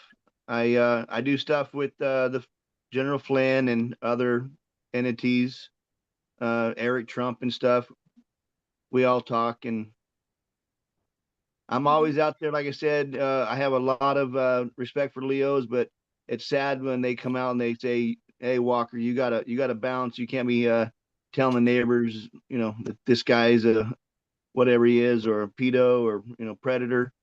It's all ridiculous. And Schiff is getting privileges that is disgusting. Yeah, for sure. Well, whatever happened to the pedophile lists that were out there when you could look and see who was on there in the specific neighborhoods? Yeah, so she's talking about states are required to have lists of people who've been arrested, pedophiles for I have one of those maps up. It's on, if you go on one of my sites, it has the maps up. It's got the map of all the US, and it literally, I mean, it's just pin after pin after pin after pin. A lot of pins. We went red wave, but they got red pins for all these pedos, and it's crazy how many there are. And those are just the ones that are registering. And and that's the other thing too. How many of those slipped through the cracks, or how many of them just never even got turned in? Dave, I have a question for you, because you're in law enforcement. Mm-hmm. We're now scouting for a new police chief here in Kauai. Okay. And we have, we're considered one of the top places for human trafficking and child trafficking. Yeah. And our previous police chief was tied to Las Vegas shootings. At least knowledge. Yeah. He I was did see there. that. I did see Not that. Not John Pelletier, but Todd Raybach. So we're now looking for a police chief. We would prefer a constitutional sheriff, but if you're looking for a good employment and want to be in Hawaii, you might want to apply. Listen, I would love to be there. Absolutely. But I'm on pappy duty now. So I got 3 little grandkids now, and I'm stuck here in Beaver County. So the plan was to come back to Florida, believe it or not, but it's not in the deck of cards now. So I gotta be the warrior for these kids here. So, yeah, thank you for what you do. Perfect. So on that note of corruption, Michael, I want to bring up this topic because we've been avoiding it. FBI. There's been a lot of interviews this week. We already kind of killed the Comey thing last week about 47. But let's focus now for a moment on Bongino and Patel and their interviews. And they saying, don't worry, the Epstein files are coming. Oh, yeah, we saw the data on Epstein. He did commit suicide in the jail. Come on, Mike, tell me what is going on. Why are they holding the data of the Epstein stuff? I mean, I just heard this morning Patel saying, look, we're going to get it to the American people. There's a lot of stuff we got to look through. Well, I'm sorry, but 3 months ago we were told by Pam Bondi it's going to be tomorrow. Well, they have to do their due diligence, Ashley, and that's really key. Apparently, Bongino said that he actually saw a video of him committing suicide. I don't know what to say about that, but wait, you heard him say this? Because the no, somebody that I saw, he said they somebody reviewed the records. They reviewed the records. Somebody told me he said that publicly. Well, maybe they kept him there to give them information to find other people. I think he's a witness. I think he's in witness protection. Yeah, he's probably in witness protection, and he's probably helping the White Hats or whatever maybe because he was one of the ringleaders. It's But- also but- it's also possible he's tied to the Diddy case. Oh yeah. Mhm, So probably. some of that information can't come out yet. Can I say one thing real quick? Sure. Just so everybody knows too, and Mike, you being a Leo too, a certain amount of that cannot come out Right. before that hits into court. Just so you guys know, because Absolutely. if they push all this out and this was out and everybody knows what's going on, the courts are going to look at it and consider the case tainted. So it's all going to get thrown out, which is what I believe they were already trying to do. But Exactly. so just always keep that in the back of your mind. And that was a big thing, when I speak on Q and those types of things, I make sure I tell people that, because everybody's looking for that instant self-gratification and they want that answer right now. But in law enforcement, unfortunately, it doesn't always give you an answer right now. A lot of times it ain't the answer you want. But in this instant, I feel like we gotta herd everybody through the courts, and then you're gonna get everything. I gotta ask a legal question to those that may know the answer. When you commit a crime, and misdemeanors and things like this, there's like a window where if you wait long enough, they can't really go after you for that crime. What's that called? Statute of limitations. Yes. Hey, thank you. So Right. I'm noticing, at least from the uniparty perspective, that they're allowing. Wait, let me finish. Some illegal activity that's been going on with election integrity and going after Trump and all these things that's been going on. Repeat, Michael, one more time. Statute limitation. Yes. That now the times went beyond the statute limitation, and all these guys are gonna get away with it. No, There's one true. more trump card to that. There you go. Yeah. There's one more trump card to that. Does anybody know what it is?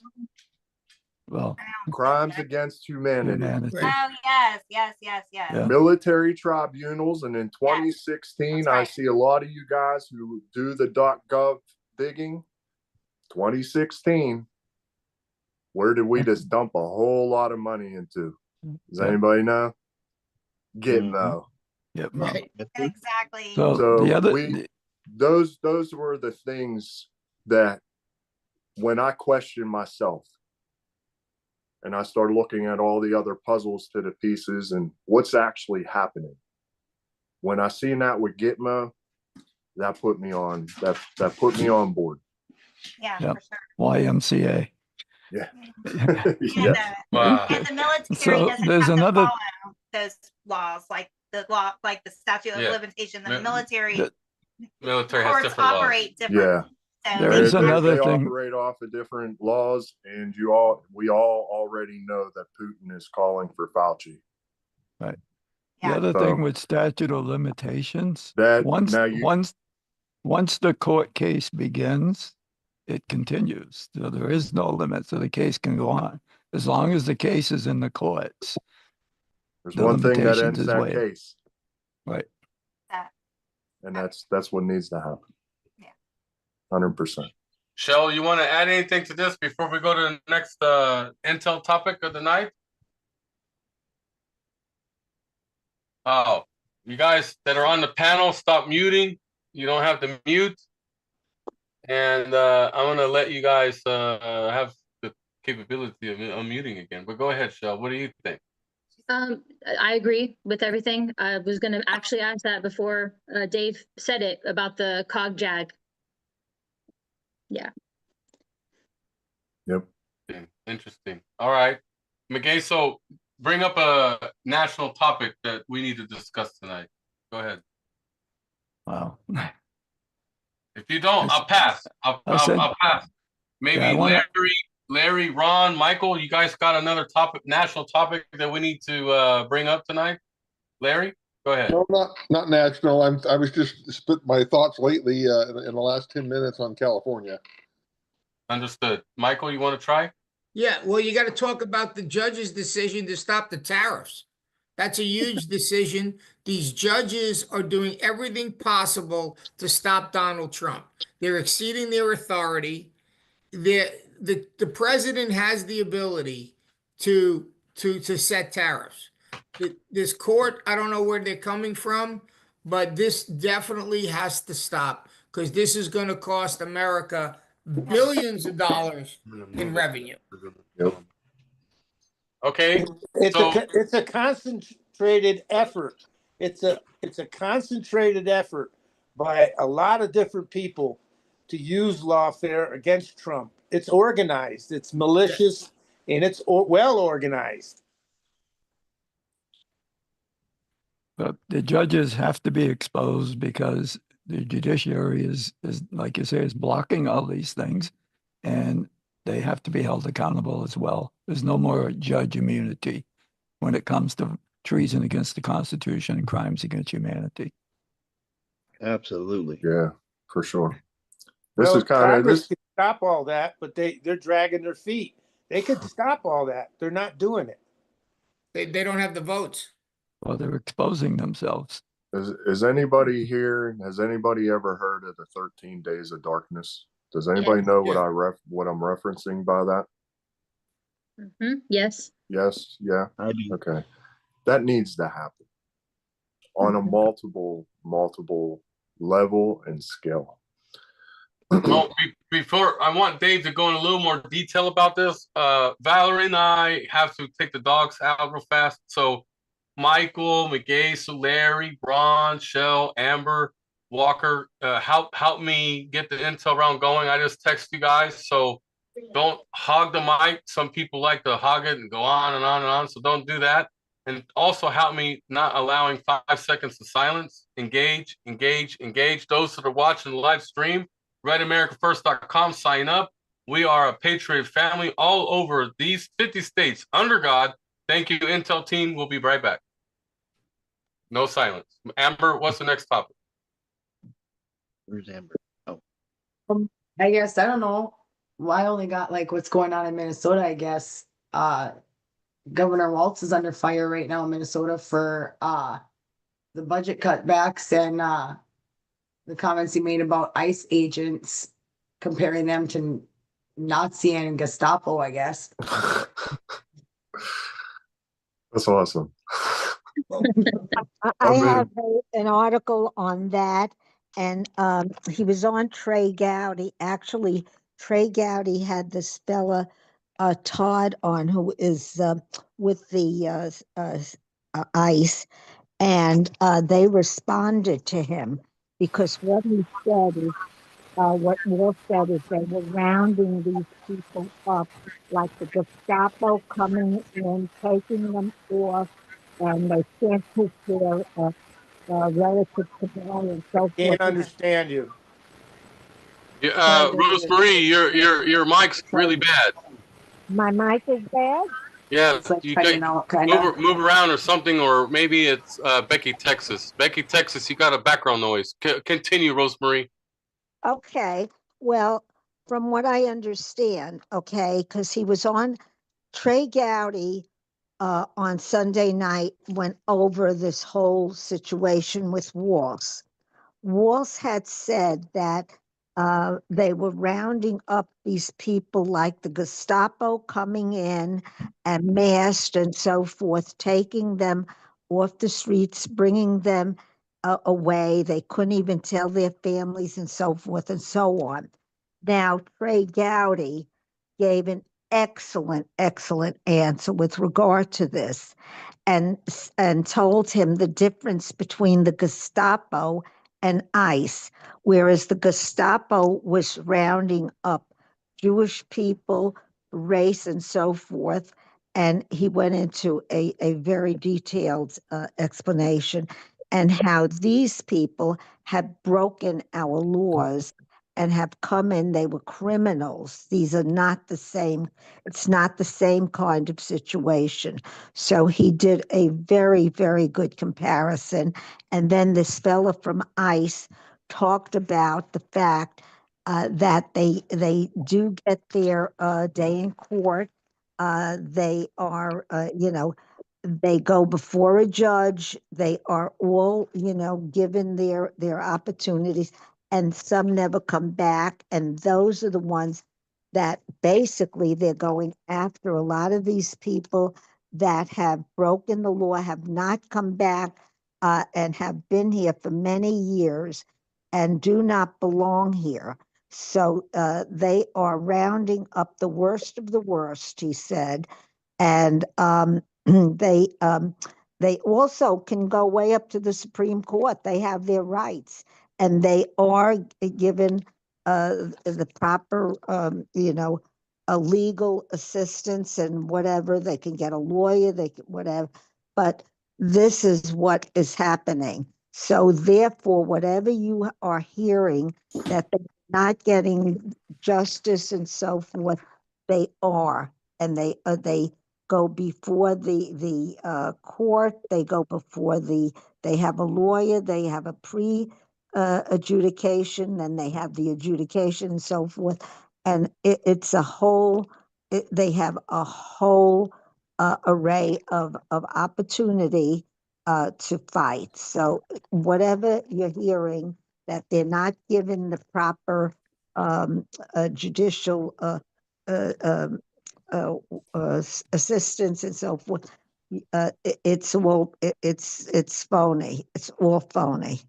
Okay, so this is this, and I have the article in my newspaper. You will see it. The newsletter has the whole article. I did specifically give a detailed accounting of what happened. Anybody familiar with what happened in Tennessee? I heard there was a lot of people rounded up there. Well, Not the enough. mayor, I didn't hear anything. the mayor of Nashville is under investigation because he's harboring illegals in his county, or township. Wow. This stuff here has been going on for years.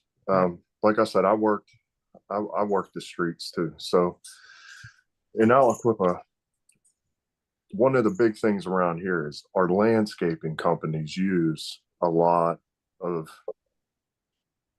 illegals, right? We have an entire street, basically an entire block, that these houses are loaded up with them. I do know that ICE has been here. I'm close to Pittsburgh Airport. I know they're here. I've seen them, and they're here in bulk too, in mass. But that's a situation that we have going on that they're still not cleaned up. No, they could be rounded up. I worked for Aliquippa. I pulled a carload of them over, and my supervisor, this was way early 2000s, even then we were told, kick them loose. And that's what I did, So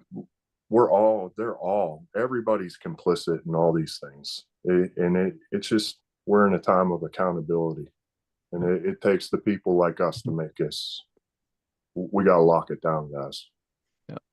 Yes, Hawaii's a sanctuary state. And I was at a local business meeting the other day and overheard some of the local politicians saying, if ICE comes here, we're going to block them. So we're looking forward for ICE to come here. Yeah. How can you say that? What's that? I really wonder when the people that were in our shoes or the people that are in law, I'll put it this way, the guys that are in law enforcement currently, I know that I see it, and it took me for hindsight to see these issues and all these things, that it's you guys that are keeping your own people down. Yep. And they're doing that in so many multiple ways. Aliquippa it's a depressed area. So, it's an old steel mill town. It's very run down. So, there's not a lot of money here. There's money, but not, but in that area, there's not. And that just, when you add that financial obligation into a home, that creates so many more problems. But then not only on top of that, you already have those issues. Now we're going to run to the store and go get some cookies and milk. In that drive, you got to worry about, are these cops going to be all over me? Now they got those cameras in the car, so they just sit there. They literally sat up here I pulled over, I went right up to the car. My cousin's literally the chief of police here now. I don't say that or anything, but I went up to the car. I was like, is this seriously what you guys have to do right now? It's literally 4 p.m. You're just sitting here, and the way they park is to hit every single plate that was coming into town. And they were doing it both ways, in and out. We need that accountability. And this can't keep going on like this. And our privacy and everything, PA, Pittsburgh is a sanctuary city.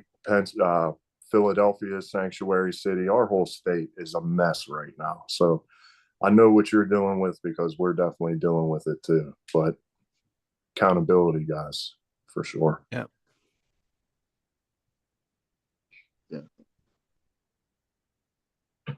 Well, Scranton, PA is not too far from you, Pittsburgh, is it?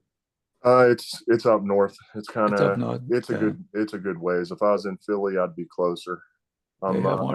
It's about 2-hour drive for me to hit Cleveland, hour and a half maybe. Erie's about an hour. So I'm not on that side of the state. I'm a Steeler fan. It's only an hour in the summertime. Yeah. Not in the winter. Right. To Erie. Yeah. Are you having problems over there with the Amish with trafficking or anything? Yeah. I don't know if you maybe caught in maybe towards the middle. I did bring it up a little bit. I did have an incident where it was a mother and daughter, and the mother took the daughter. It was just a bad situation, but they used the Amish to hit the what we call the underground.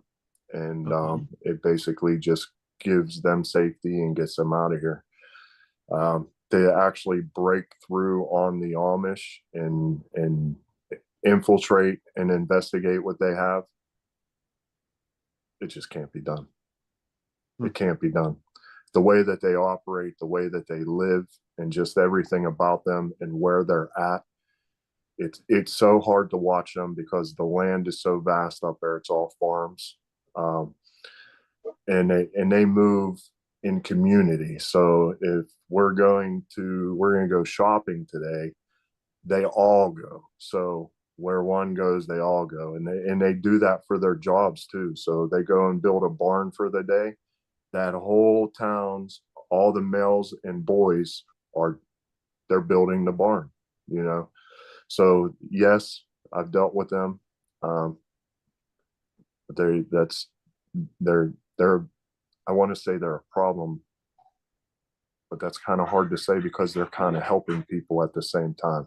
Maybe going about it the wrong way, but they're providing assistance too. So that's one of those things that's kind of, what do you do with that? Yeah, I don't know too much about the Amish other than when I was over in Nebraska 2 years ago, the kids seemed to be like they were always afraid when we went into a Chester's chicken house there. They seemed to be afraid to look at you or something. They wouldn't let us take pictures of them or anything. Yeah, no, yeah, you can't. There's two different kinds. We have there's the Amish and then the Dutch Amish maybe, but there's two different Mennonite? factions. The Mennonites? Yeah, oh yeah, that's what it is. That's what. Sorry, thank you. But yeah, so the Mennonites, but they're just so, they're what we need to get back to, honestly. In the family, the nucleus of the family they have what we need. We've gotten so divided and so split apart over these years with everything going on that, they kind of have a representation, and that's why those girls, those women, and the kids. That's why they head in that direction, because they do have a sanctuary, and to be honest, they are safe. We can't get them. Oh, that's how good. safe they are. That's what matters. Yeah, the safety aspect. That's why I said it's kind of one of those things to where you're like legally and then safety, and then it would just be the morality of it all, right? So they're a tough bone to crack, that's for sure. But if we would take our focus back to the community level or township or boroughs, and not wait for the federal government or anyone else to do things, take matters into our own hands through our own councils, mayors, or whatever, put their feet to the fire, we could probably get there quicker. Yep, for sure. That's why it's all I could keep expressing to people: accountability and awareness. We hit those things and we just stay on it, and we can just keep growing with each other. We'll be okay. Yeah. Now, is that Michael, the Fed? Were you down in Florida? Well, I retired in Florida. I was out of New York. I worked in Brooklyn, Manhattan, Long Island. Okay, because I talked to Judge. I think his last name's Judge, Sheriff Judge down there, or Judd in Florida. The Broward County, I believe it is. Yeah, I'm all the way up in Central Florida. Broward is Southern Florida. Okay. Very Democratic stronghold in Broward. Oh, Grady Judd, that's what it is. Yeah. Okay. He's a great dude. I tried to get some stuff from him. Yeah. It's unbelievable how many pedos he has in his county. Well, it's California. Everywhere. No, it's Florida. He's on TV a lot. I mean, he's a very conservative sheriff and very well respected in Florida. Oh, good. Yeah, I think he's great. I think we need him out here. Oh. We just need more constitutional sheriffs, for sure. Yeah. Yes. I personally think we just need to get back to that. I think that we have such an overreach in law enforcement because of the localities, the local departments. I think, like, now you're down, Mike, you're down in Florida, so you guys I feel like you guys have it right. Your sheriffs are kind of like, that's equivalent to our locals, right, up here in PA. Because in Pennsylvania, our sheriffs, they're basically, all they do, it depends on what class of county, but primarily outside of Pittsburgh or Philly, our sheriffs, really, the only thing that they do, security to the courthouse and to county land and parks, But I feel that state police and sheriff, those need to be the two entities, and that's it. Other than, you got the feds, but their roles are different. But on a local level, that's where we should be. I feel like we should just be, if you're, like I said, if you're outside of that demographic of a city, we should just have county and states. You're into the cities and you're dealing with a lot more people. Yeah, you have city police. You have, I kind of feel like that's where a lot of our overreach problems come from. And that's just one of the things of where too many chiefs and not enough Indians. Yeah. Yep. So.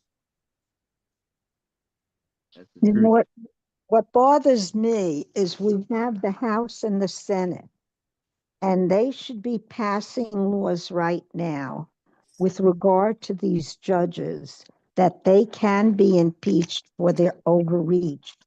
That can be done by them. There are a lot of things they can do with regard to the tariffs and so forth. They should be passing one law after another to help Donald Trump and to help us, but they are not doing it. And I'm wondering why. How many of them are rhinos? How many of them are not really with us. It's very concerning to see that this is, they are not acting as they should be acting. Even if they don't have the votes to pass it, then the people that vote against it can just be identified, at least give it a try. Some people might not want to be identified as being against certain things, Yeah, but you're right. You're right. They're not doing very much at all. It's very disappointing. Yeah. Well, right now they're being bled dry which is why they're wanting the tariffs to be, not going on right now, because that's how they get all their money under the table. And if Trump is allowed to keep doing the tariffs, it's basically making all the kickbacks dry up. And so they're not getting any extra funds that they need to survive and live, because doing the devil's work is very expensive. I'll tell you that. In my research, it's real expensive doing these networks and things that they're supposed to do, the children that they're supposed to transport, all that requires money. Lots and lots and lots of money. It makes a lot of money, but it requires even more money to sustain that beast. So it doesn't matter whether they're Republican or Democrat, it's all the same. Yeah, it doesn't matter. Doesn't matter. In fact, how did you like the other one that used the COVID money to give herself a birthday of $125,000? The money is not going where it should go.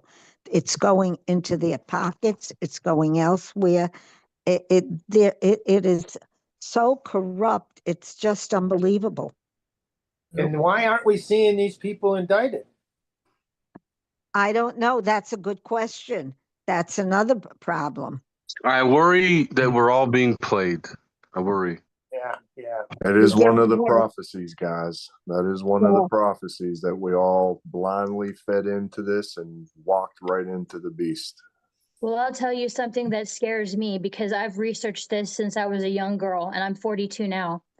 But it's not the secret societies. It's not any of that other stuff, DARPA, Blackwater, BlackRock, whatever. It's not any of those that scare me. Those are all easy to figure out, but it's this Project Bluebeam that really has me going right now. I've had some real revelations and real things about that. I mean, they can literally, the technology that's getting ready to unfold, it's going to happen and hit us so fast. And the Blue Beam Project, if you get a chance to really research that and grab a hold of that through your mind, because they basically have the capacity to literally, hypnotize somebody with holographic figures. And it's going to be presented, if I'm an atheist and they know because they're catching all of our information through social media, through any of those things, and they can literally capture individually our consciousness. They're harvesting our consciousness. And when they do that, they're able to project holographic images based on our beliefs. I believe I that. see that, right? You guys see Yeah. that? Are you able to send me Take the bite out of the apple. Yep. Everything is pushed in our face. Yeah. We went right along with it. Yeah, that's where HARP comes in, 5G comes in, all of it. Trump's going. Excuse me. I think that's why Trump's going to this extreme extent to take control over the AI, because if it falls in the wrong hands and it's not in a good person's hands, that's why he's really, this AI, that's one reason. Well, on this topic, in July, I just want to remind everyone, we're going to have a guest speaker that's going to try to educate people beyond my attempt of educating people, that 2 planes have no business taking 3 buildings down. Okay, so we're going to have a big 9/11 discussion in July. And, we talked about being played. To this day, I still question a lot of things that's happened, like 9/11. We know the Pentagon wasn't hit by airplane. We know a lot of stuff related to that, right? We know COVID was a big scam. We know that 2020.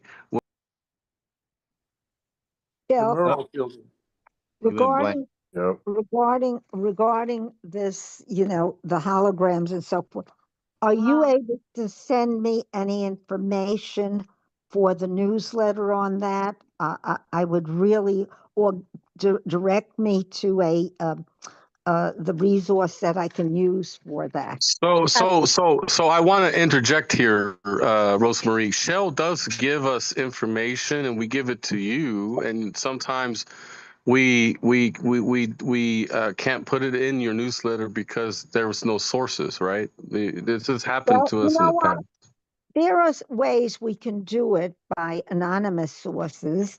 I wouldn't mind doing that if we, have something really, very important.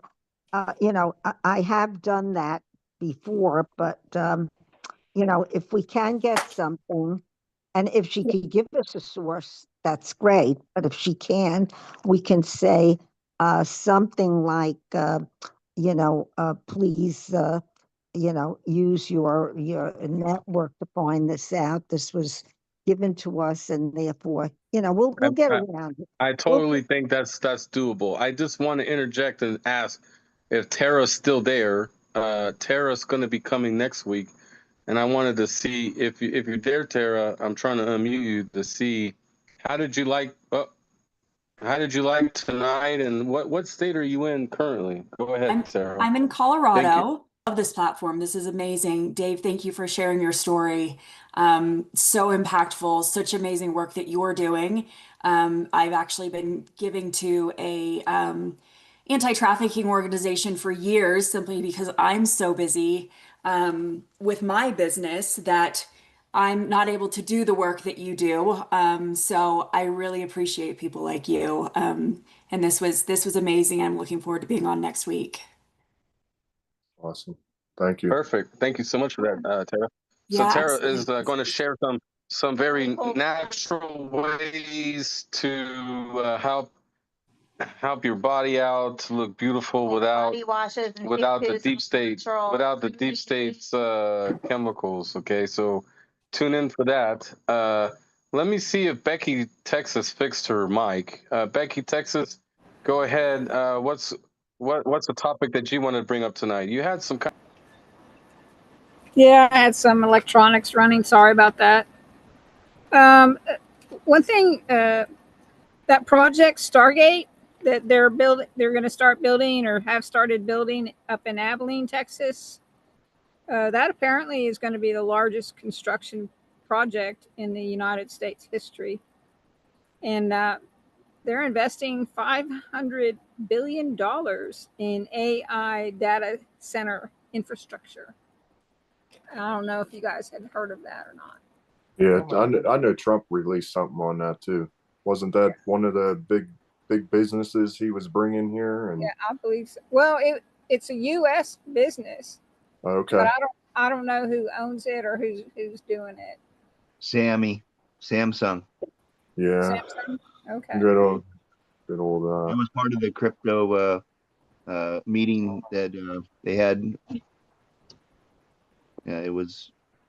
If you're into crypto, you should buy XRP. Yeah.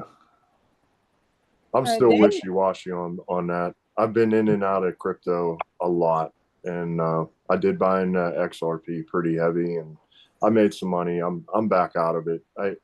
They're up and down. They're so up and down. You don't know what side is tied to what.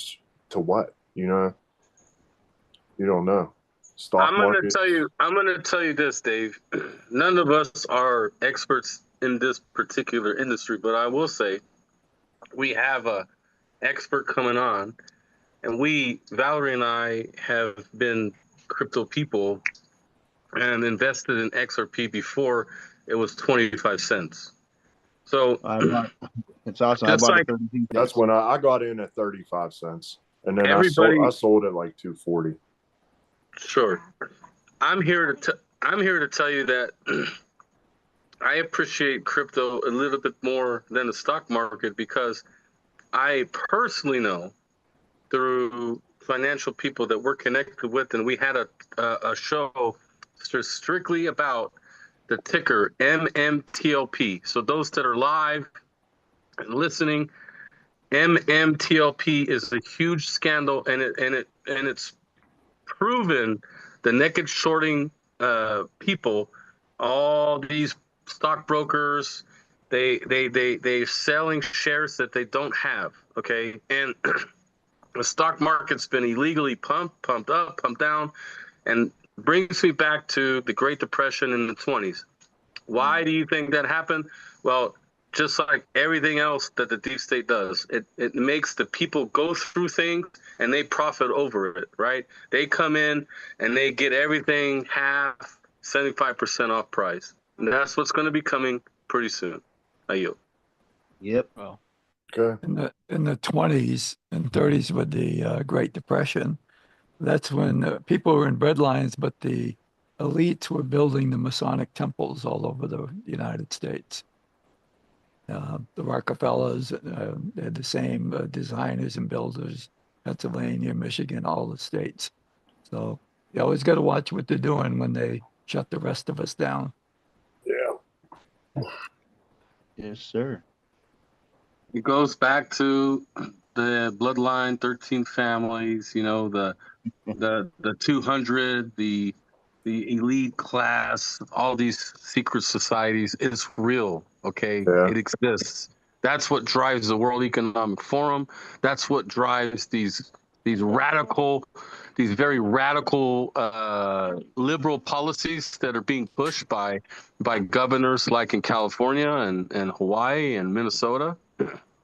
Where your satanic cults come from. Where the entire state is completely taken over by people that really don't care about us. And then I even challenge Republicans too. We need to look at the two-party system, especially the Lindsey Grahams and those types of snakes that give Kamala Harris a fist pound after Biden won in 2020. I'm just telling you guys, the uniparty is really nothing but a Hollywood system where they have these speeches, they go and they talk. And it's not for us. They don't really care about us. They only care about how much money they're going to make from their deals under the table. Just like AOC, she went from a bartender to millions of dollars. Who does that? Right. Hey, Corrupt politicians I'd do like that. to say something. I'd like to say something. Here in Nevada, what just happened, we have a legislative session right now, and the legislature is run, it's all females, and they're mostly all Democrats, okay?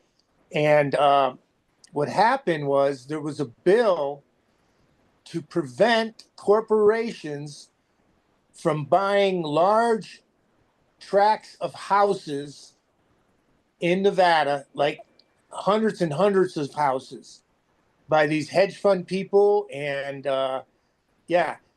and it failed. And our governor, a Republican, put pressure on some of the Republican congressmen to make it fail. So, I mean, that's all part of what the WF is about. You don't own anything, because what they're going to do is they're going to buy up all these houses, hundreds and hundreds of houses, and there's not going to be anything you can afford to buy a house, but you will be able to rent it. I think it was a terrible thing that they just did here in Nevada. They're doing it on purpose, I tell Ron. you. Mm-hmm. No, Ron, this is exactly the world economic policies, and like you said, Mr. Schwab. But he stepped down. He stepped down. I know, but he stepped down. But their mentality is we're going to own nothing. We're going to eat bugs and all this stuff. Yeah, believe me, they're already pushing bugs into our system. Look it up. The genocide's on track, guys. Yeah, You guys know about this, trackers. Right? 2030. Like, yep. If they have their way with us, we're not. That's it. And that's why this is why I started standing up and speaking out so hard, because time is of the essence right now, and that's just where we're headed, and we need to get as much awareness as possible. because What's really sad to me, yeah, you're absolutely right. What's sad to me is all of our brothers and sisters that fall in line and listen to what mainstream media tells them. yeah, They, how can they not pull themselves away and question their reality? I'm asking in all seriousness. yeah. Did the deep state really crack how they could program people? Because I mean, we do tell everybody tell a vision programming. MK Ultra, right? Yeah. I mean, we know they did these things. Yep. I don't They watch television. never stopped the program either. Still No. going on. Don't watch television. I don't watch TV. I Nope. really don't. Nope. Nope. Yep. I'm really Television. disappointed though. They're really pushing this WEF here in Nevada, hedge funds, and they're gonna buy They're gonna buy thousands of homes. Yep, that's terrible. That bill got defeated, and then there's another bill to make DUIs with a homicide more serious time in prison, and that isn't gonna pass because right now they get a slap on the wrist and do a few years in prison for committing a homicide with a DUI. And they're not even going to be able to pass that here in Nevada. It's just really frustrating. If you really think about it though, America is a cult. It's a system of veneration and devotion to a particular figure, object, or idea. We're all a part of it. We can't escape. We're at different levels, right? So Man, I'm so glad I found this place. Like, I thought I was the only one out here. And by the way, No. AI is taking information on people and it is ruining the reputation of many people. Some people like Starbuck, he's going to court because they wrote bad things about him, very negative things, which weren't true. And they can't even take it off once it's on. So this is very dangerous. I want you to be aware that, you should protect yourself and don't give too much information, even on Facebook or some of these other things. People are, just giving information about themselves, and it's better not to, Copy that. Yep. Hey, I got a PSA for everyone. Today, I read something that was very interesting. I have to share it with you. A guy and a gal ended up dying from drinking some soda cans. And what had happened, they figured it out. It's kind of got this disease that was on the top of the soda can from mice piss. And what happened was it was stored in a warehouse, and these people bought these cans of soda. They popped them and drank it and got contaminated, and they died. So don't do that. If you get a can of anything, wash it. Okay, I yield. Wow, that's good information, Ron. Thank you. Yep. Mm-hmm. The other thing with the foods you mentioned before, Ashley, and bugs, read the labels on everything because they're already putting bugs in the foods. Yeah, they are. Especially the so- grains. The grains, and crackers and all kinds of stuff like that. Yeah, they're in there already. I've seen them. They are. You don't want any modified stuff, guys. Don't do it. I have an app on my phone. My sister-in-law gave it to me. It's called Yucca. Y-U-K. Yes, Y-U-K-A. And if you open it up and put your phone to the code on there, uh, that they use when you buy and purchase. It's the code of the price. You put it on, and Yucca will tell you if it's good, bad, and so forth. If the product is good or bad, and it'll tell you why. You can, find out quite a bit with this. So if you are inclined, just, get the app on your phone, Yucca, and you will find out what's in those products. Yeah, and they also talk about if it's GMO and all kinds of things. Yes, exactly. Do you have it? Yeah. Okay, yes. Valerie and I have a request for all of you that are on here, especially Dave Presto and those that have personal experience of this particular topic. If you know somebody that has been unfairly treated on social media platforms, specifically Facebook, okay, I'm going to share my screen because we wanted to make an announcement to everybody. We are working diligently with Tom Rent. Okay, some of you may know him through the COVID stuff. But anyway, if you go to Facebook, we kind of make it cute and make it capital FB, and then censored us, and us is also like that. It doesn't have to be, okay, but Facebook censored us. Hang on, I gotta type it right. Facebook censored us. .com. And then you put this on social media. Okay, it's a very simple form. And then after they fill it out, it takes them to Red America First Town Hall, and it gets them to know about us. But we have ample evidence, and we have over 70 signatures, and we just started this today and well, last night, really late. But we are super suppressed. We are shadow banned on several platforms. So I only get people looking at my stuff that's really looking at my stuff. So help me get this out there. Post it tomorrow at like 10 a.m. when you wake up. Hey, I know a group that's working hard to fight against Facebook. We need over, I think it's 1,000 signatures, and then we could proceed to the next stage. So we're almost 10% there, I guess, in a way. But I appreciate the help. I yield. That's not hard to do. First of all, what we should also do is send me the form. We'll get it out, to everybody on my list, on your list, and so forth. I will ask Annie to get it out to all the counties in Florida and the REC, because I'm sure a lot of people in the REC have been, have been censored. So let's do that. Let's network on getting that out. Okay. Rosemary, Yes, but I never get your newsletter. Why not? I don't know. Ron, you do get it. We'll talk offline. You got to check spam. Dave Presto, Yes, sir. on that last topic, you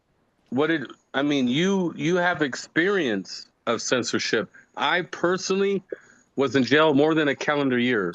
What did you? They just outright banned me.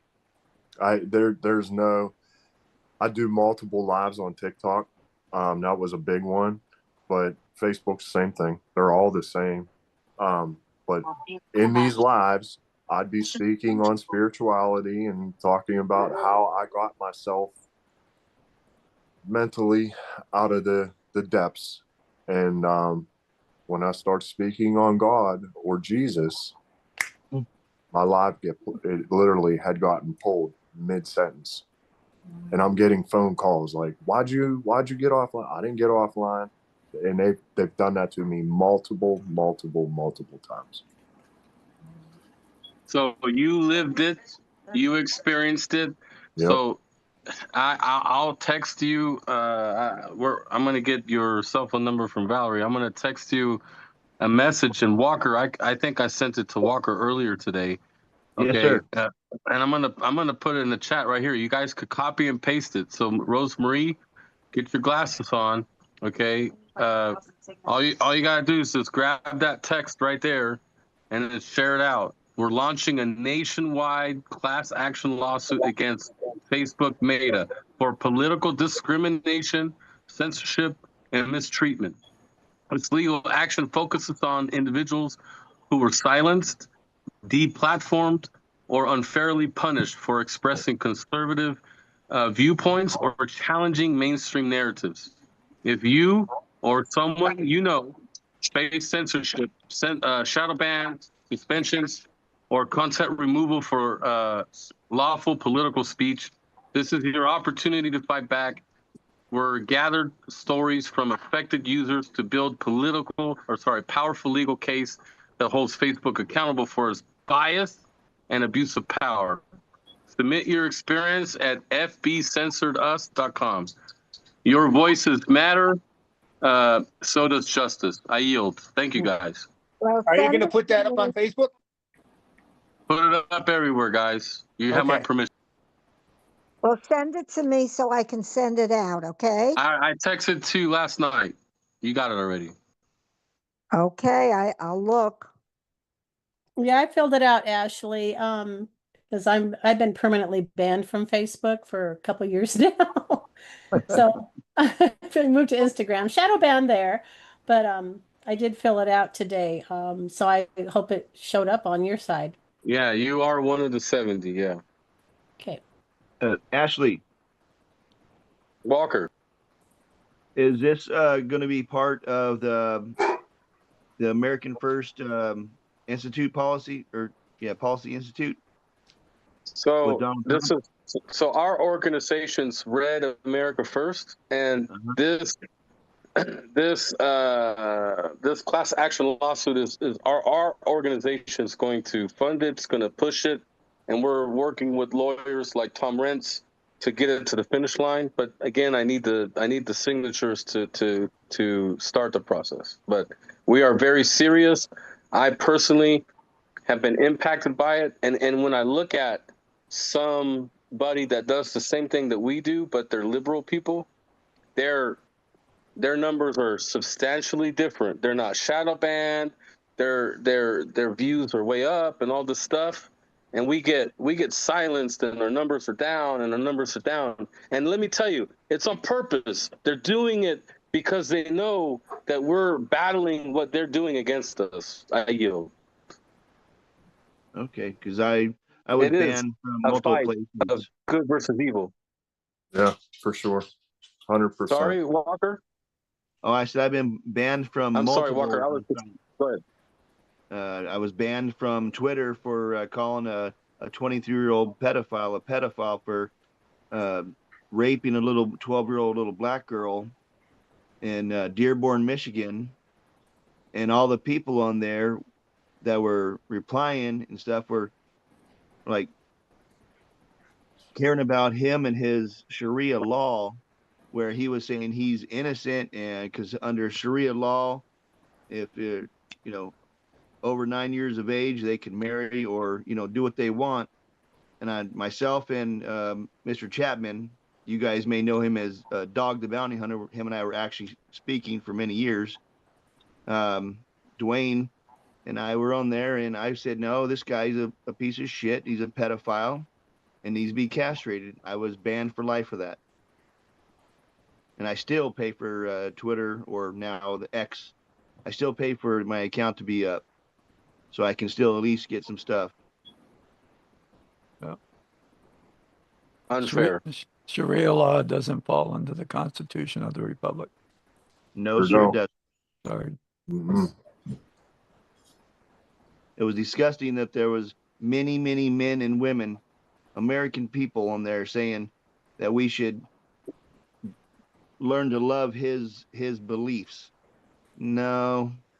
If he wants those beliefs, he needs to go back to that desert, that shithole. We're raping little girls, or I know their God, married a little 9-year-old, and they think that's cool. No, that's a child. You're a pedo. You should be hung from a tree. Sorry if that makes anybody upset. Not at all. Not at all. We all agree. Not at all. It just plays right into what Shell was saying about 30 minutes ago. Is, we all were born in America, and we're proud of America. We're patriots, but maybe it's an illusion, right? I mean, when we listen to Putin, and I'm sorry, I think Putin is a more Christian person than more than half of the people in Washington D.C. Okay, and that's a sad thing because our country is founded under God, right? Jesus. But in any event, Putin says Washington D.C. has more satanic people than Christ people, and then look at the last 5 years, right? It's been Sodom Gomorrah. It's been all this antichrist rhetoric. We could argue all night long about it. That's not the point. The point is, going back to Shell, what about people that are born in North Korea, right?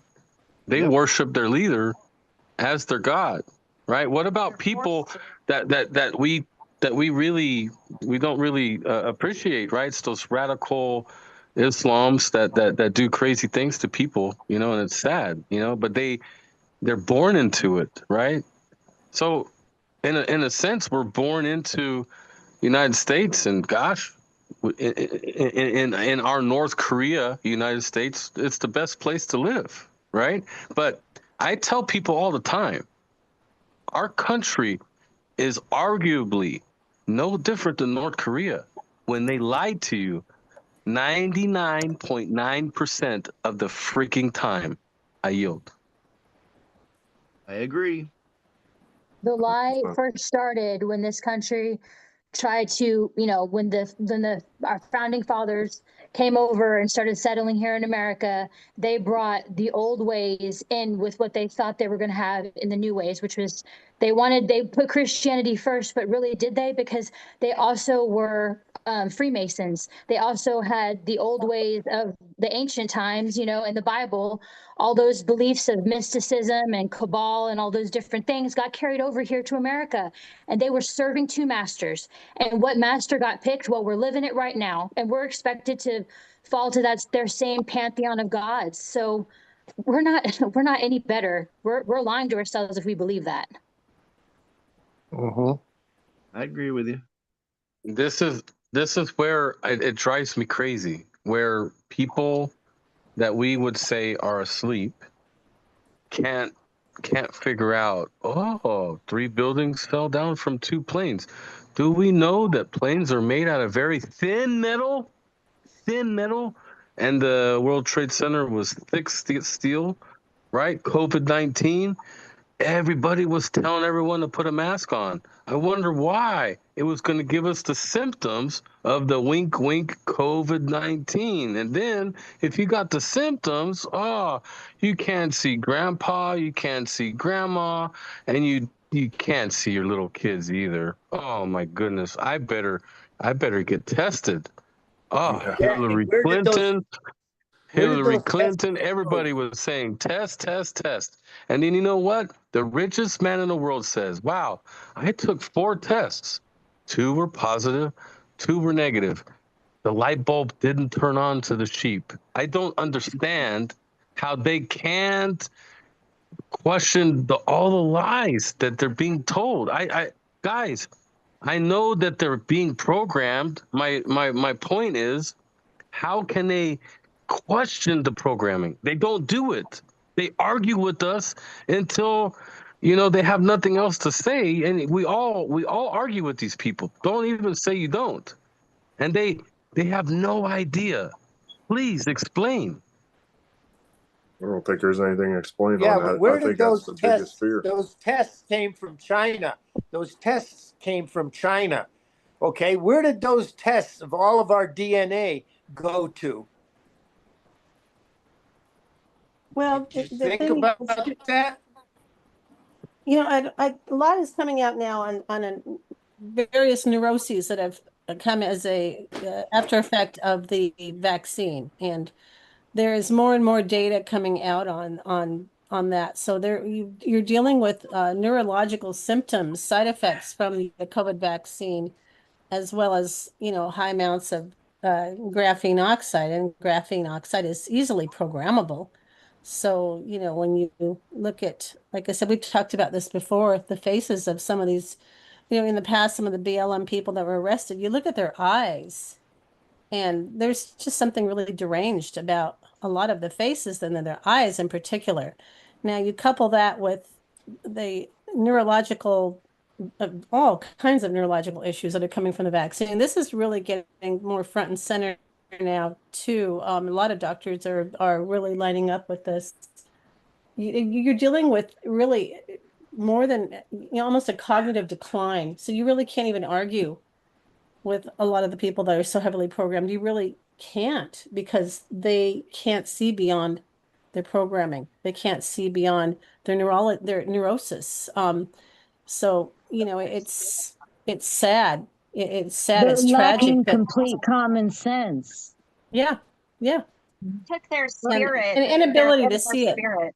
And honestly, what makes it really sad to me, back in the day, Peter McCullough and others were coming out trying to say, hey guys, I think we're making a big mistake here. You know what they did? They silenced them. They silenced the African lady that was in the UK that came out and said, hey guys, this is killing everybody. We really need to roll this back. They censored it. They wanted the poison to be pumped in us. And this is what's sad when you bring up, Susan, that these people can't get it. They're too programmed into it. But people are dying. People got injured. Can they not see it with their own eyes? Your Valerie wants to think. Well, Ashley and I watched this documentary with Bill Gates, and he came out with technology that he was trying to get into people, like the chips or whatever, but it takes your spirit, like your like inner soul, like it kills that. So like they want to take our religion from us, and they will physically, if well, they're not going. I don't. They labeled it as radical. Planning on it. They labeled it as radical religious beliefs. That's right. Wink, wink. They were putting it on. They were putting on the Islam stuff, but really, they were putting on everything, because they're the anti Christ type of people. I believe. I yield.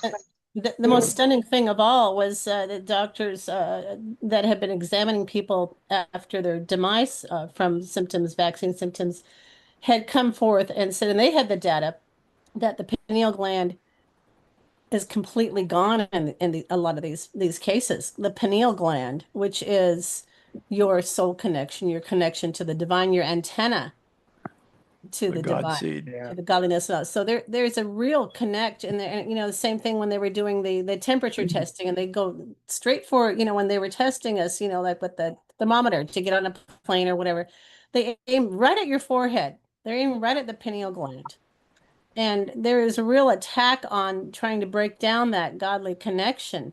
But the fact that now that the data is coming forth, that these, and there was a Hydra vulgaris, there was a wonderful research company down in South America, La Quinta Columba, had shown some of the early tests they'd done on these vaccines. And there was a parasite in there called Hydra vulgaris.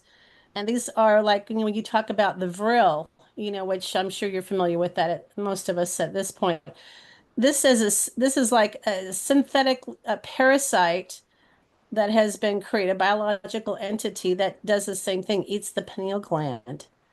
So so creating human drones was one of their ulterior motives. It's the average person, it's too surreal for the average person walking the street to even believe, to wrap their head around.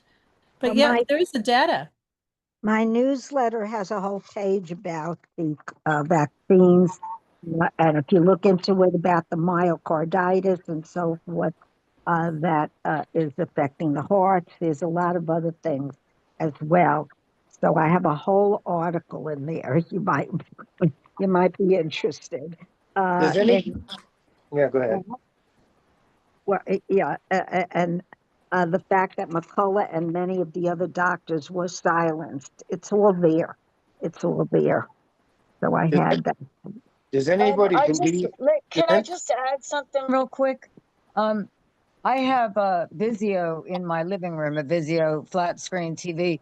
And on the regular TV apps, I have a selection for OAN. And I had just noticed it. It's funny, I've had this TV for 3 years. And I clicked on the OAN. And I started watching OAN News. Matt Gaetz has got a show on there. Steve Bannon's on there all the time.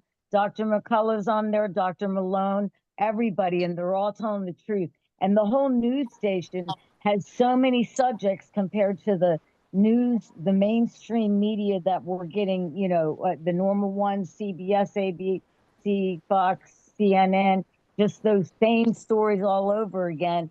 They're telling all the details in the story. So I would recommend that somebody, if, you know, you can watch it on your phone. Go to OAN and listen, see, they're not being silenced on there, that's for sure. I'd like to know what's behind that. OAN is One America News. It's been on several years. Yes. Yes, and it didn't take any advertisements before. I don't know if it is doing it right now because they did not want to have any influences in their, you know, in their news. So I don't know. Are they? It's very conservative, I have to say. Yes. Even I think the Exactly. commercials might be. It's amazing. I was like, every time I just leave it on in my living room when I walk past, I stop like every single time, like for 15, 20 minutes, and like, oh my gosh, wow, look who's on there. You know, look what they're saying, you know, wow. It's very, You know, very good. Yes, yes, I yeah, it agree. needs to be further spread. Yes. I mean, I knew about it. I never went and listened to it. I Mhm. only just happened to do it, you know, on the off chance. Yeah. So, yeah. Well, Is anyway, I'm Does going. anybody think I'm that? bidding you all a very, Can I very say good this? night. I've been waiting. I'm bidding you all a very good night. Take Okay. care. God bless. God Good bless. night. Good night. Night. Good night, Rosemary. And who? Someone was just talking. I'm sorry. Yeah, can I just ask a question? Go.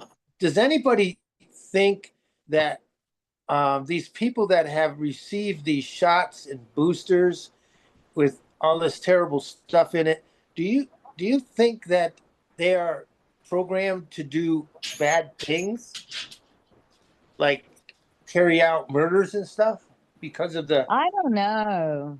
RMNA in there and the 5G and all that?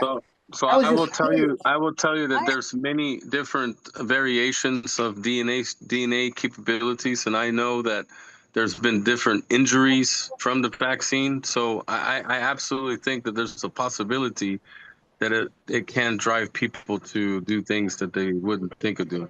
Okay, thanks. Well, just the mind control Well, that would program be like alone can do that. microchipping people, you know. I mean, they could do that even, you know. They did that with the vaccine. They put With it the in graphene, whatever. Yeah, metal. Huh.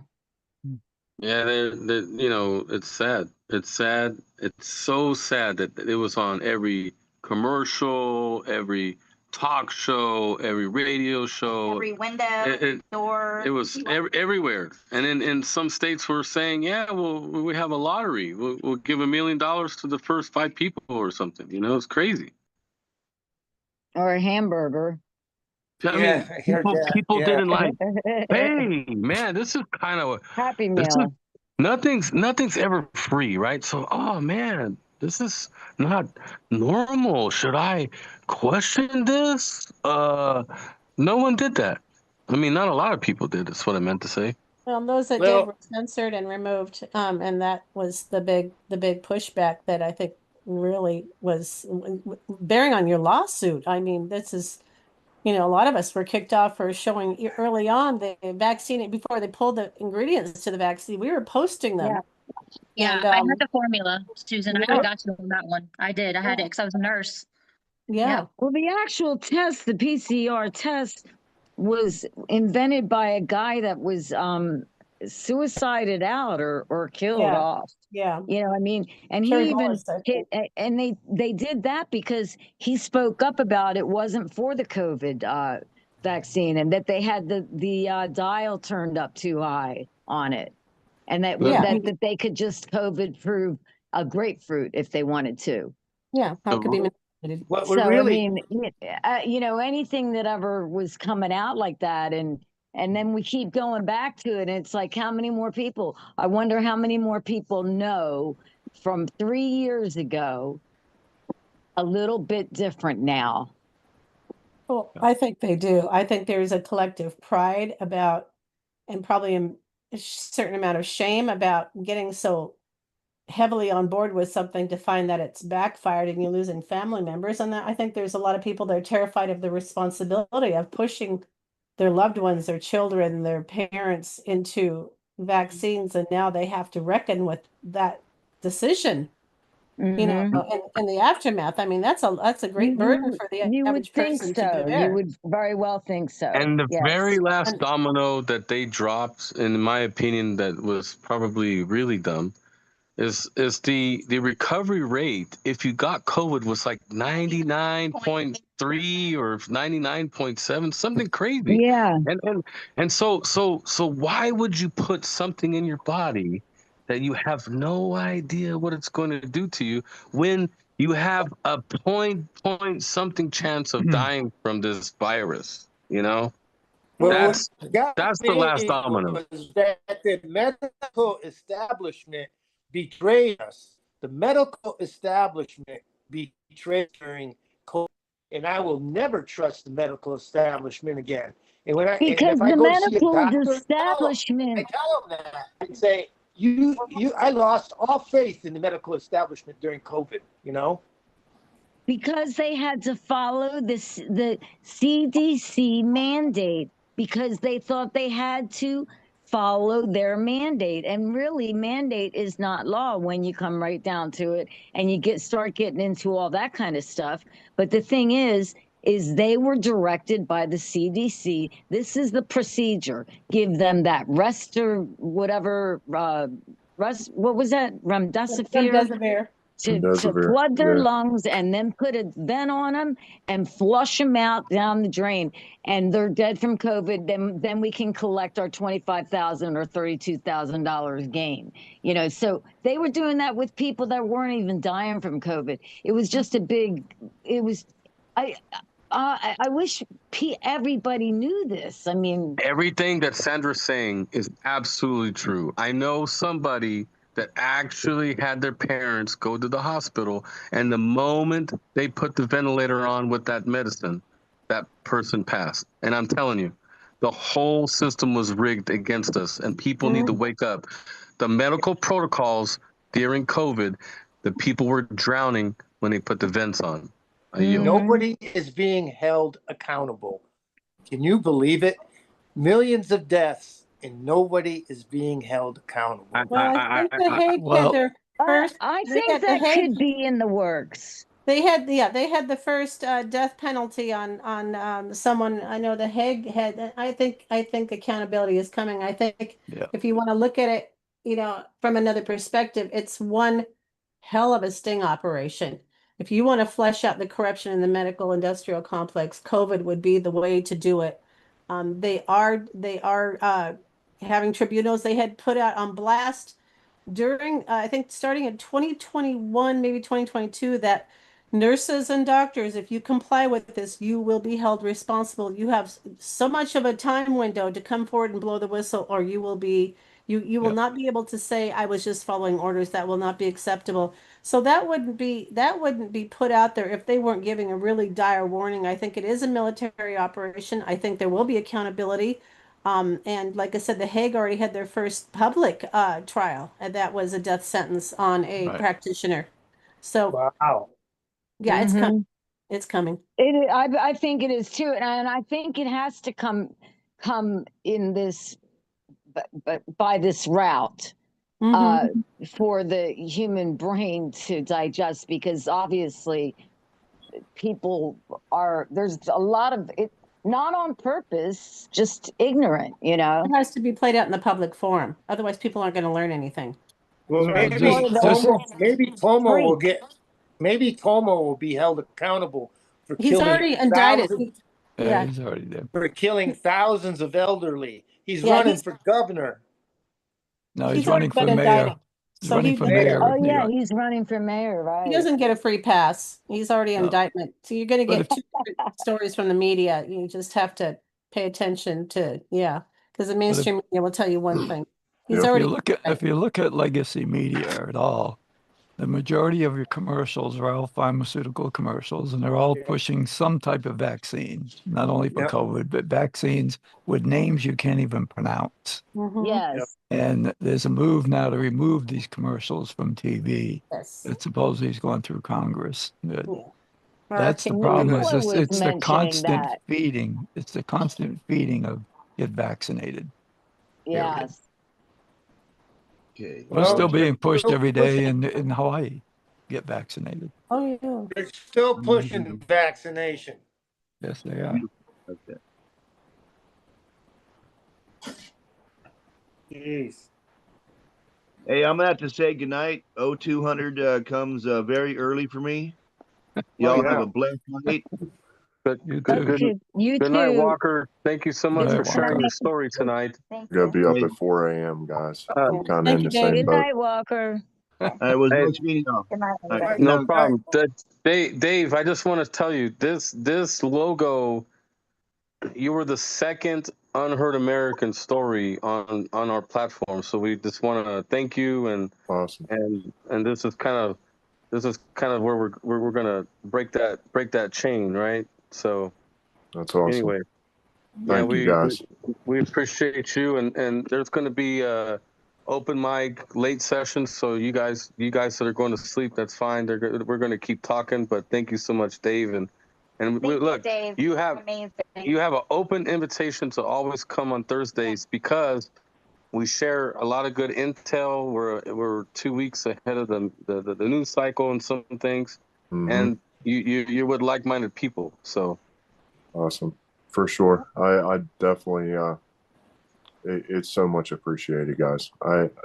Honestly, I thought I was one of the few out here just, I don't know, trying to tread water with all this. But I'm so glad that I see there's so many people that are on board. Amen. Well, it's our honor to have you, actually. So, and thank you. Thank you. But I appreciate it, guys. Remember Well, that have a good Pittsburgh night. Steeler defense, Dave. And I thank you. Yes. Good night, Dave. Thank you. All righty. Good night, guys. Thank good you. night, I guys. love you all. Have a good night. So what's the next topic, Magaso? Go for it. Well, I sent you a video because here it's the Hawaii convention that just got done, the Republican convention. Yeah, And you want me to put that up? you want to put it up because it was a complete takeover by the deep state, we'll call it. Just play the video and I'll comment. Okay. Let me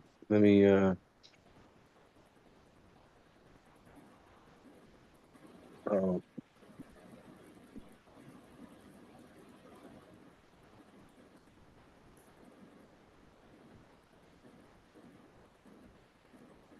So the takeover of land here in Nevada and Utah got shot down in Congress.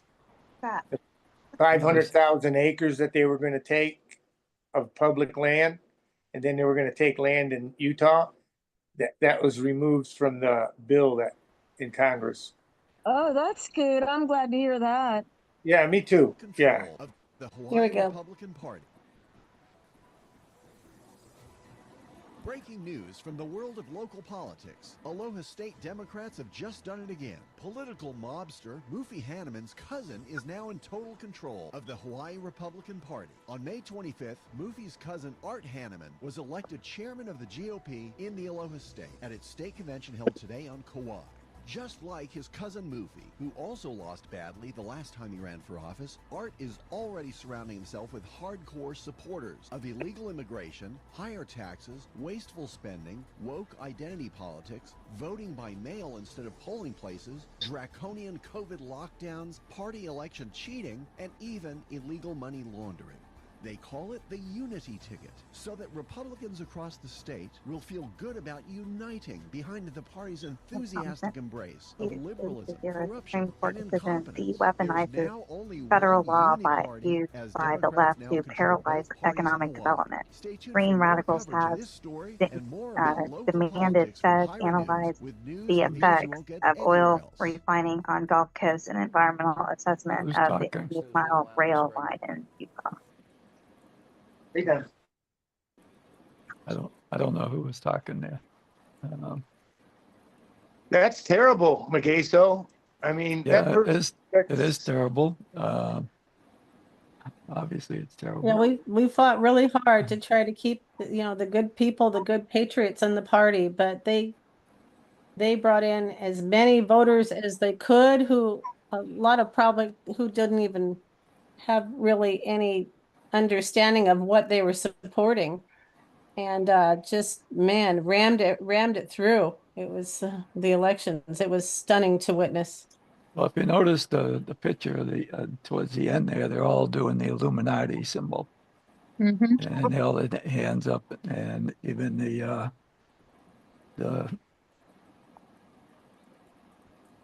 So I filed a complaint today.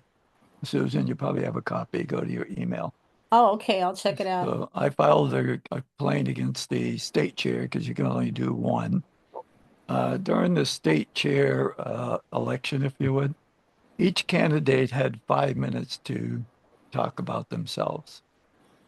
But there were also 8 other positions that were for the state. And the 8 speakers that preceded the state chair, 8 of them all spoke to this one candidate, Art Hanneman, as part of the team Art, if you would. And when you're talking about brainwashing, a lot of those look like they had eyes that were being manipulated in that whole thing. So the 8 speakers spent maybe 30 seconds to a minute promoting Art Hanneman. That time gets allotted to the state, to his time. So he's only got 5 minutes. So if 8 people spent 30 seconds, let's say that's 2 minutes and 40 seconds right there. So he's only got 2 minutes and 20 seconds to speak. But he also got endorsed by the one of the representatives of the House, Diamond Garcia, and another representative as well. So there were 2 more people. And then the third candidate, who we'll call it the second one in alignment to speak, introduced herself as a mother of 2. And if you didn't vote for her, vote for Art Hanneman. And then she spent the next 4 minutes trashing the existing county chair, state chair, that brought us back into financial balance, if you would. So the party was on the right track. All our bills were paid. We got rid of the building. That was a monstrosity to us. Everything was in alignment. So this team Art overthrew the entire contingency. No one, say, on the Patriot side spoke about endorsing Tamara McKay, who was the other state chair, the Patriot. And so today I put together a complaint against the convention regarding the election outcome, because the parliamentarian didn't do anything. They violated Rule 9C, which was that 5-minute rule. The temporary convention chair denied a motion from the floor, a point of order regarding the violation of the rules. And the temporary county convention chair made an immediate ruling without consulting the parliamentarian, which is against the law, against the bylaws. And there's also Hawaii revised statutes that have violated U.S. codes and the Constitution as well. So the temporary chair, like I said, made a valid point, was raised regarding 9C of the convention. He denied the point of order without consultation. The parliamentarian was a fellow named Al Gage. He could have actually, according to Robert's Rules of Order, slipped a note or tapped the county chair, temporary county chair, and advised him that it needed to be put to a vote, or he was going off on the wrong track.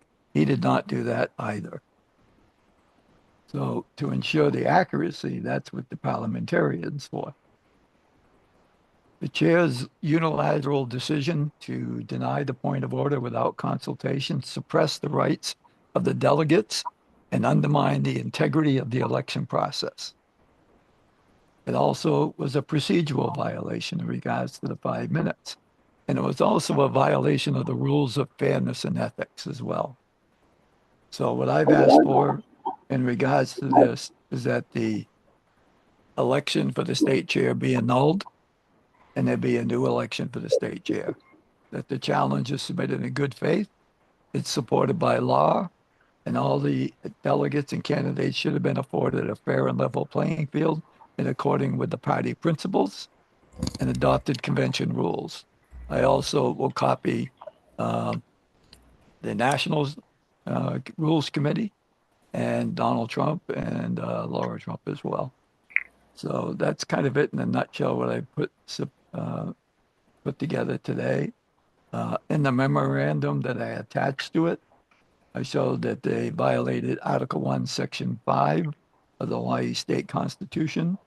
They also violated HRS 1161 through 1164 regarding party organizations and elections, and they violated the First and 14th Amendment of the Constitution of the Republic. And actually, Title 42 USC 1983, which is deprivation of rights under civil action. If party officials acting in concert with state actors or using public resources are liable under this title. So this is Hawaii. They don't want the Patriots. The Patriots are on the move, like we said. And some of the other islands, the Patriots have taken over a lot of delegate positions, but the majority is still mob rule, if you would. And this team was in lockstep the whole way. And that video kind of lays it out. And there'll be some more videos following about the corruption of all those people that you saw on there through taking money under the table, all kinds of violations. So wow, it sounds like you really put it together really well. I wonder where does that go to next, and who rules on what you said? This goes to the Rules Committee of the Hawaii Republican Party.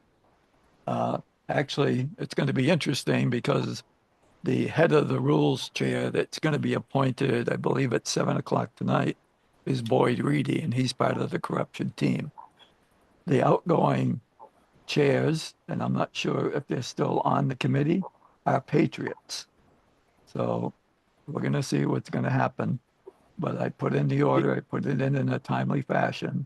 So much like when we had the redo of the Kauai Republican Convention, it's basically asking for a redo for the state chair, and there's enough evidence to support it. And I've also submitted a template online and different formats for the local delegates and people to be witnesses and file their own testimony of what they saw regarding this election that was, let's say, coordinated. The art team also had a party the night before. Now the convention has a dinner the night before where you get to meet with all the delegates from the different islands. Well, this art team had their own party in parallel to that convention party. So the convention lost money from those people working their strategy to overthrow the existing patriots that were in charge. And did you send this up the line to some people that have a lot of power besides the Rules Committee?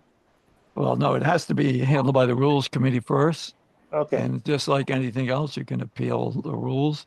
But you could also take this lawfully to court if it came to that, because it is a violation of law. Yeah. Wow. I wish you luck on that. You put it together really well.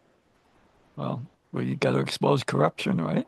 Exactly. I think that's what the corruption pill is supposed to do. Right? Yeah.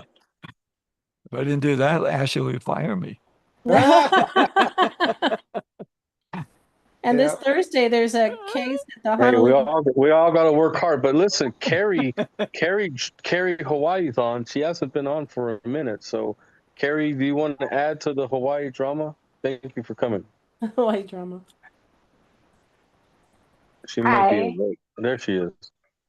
Sorry, I was just telling somebody. I remember growing up and illnesses had seasons. Now it's nonstop illnesses. I've been sick like 3 times in 5 months. I have a stomach bug. I mean, I'm okay, but it's just weird. But no, anyway, and then Mageso may know about this too, but I don't know if you folks already talked about it, but BJ Penn was arrested.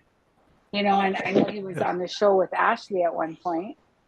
And they're saying that some kind of abuse with his mother, but he was saying that he believes his family is all imposters and that the government, it's sad to see, you know, he ran for governor too for Hawaii. So I don't know, how much do you know about it, Mageso? It's true. He did get arrested.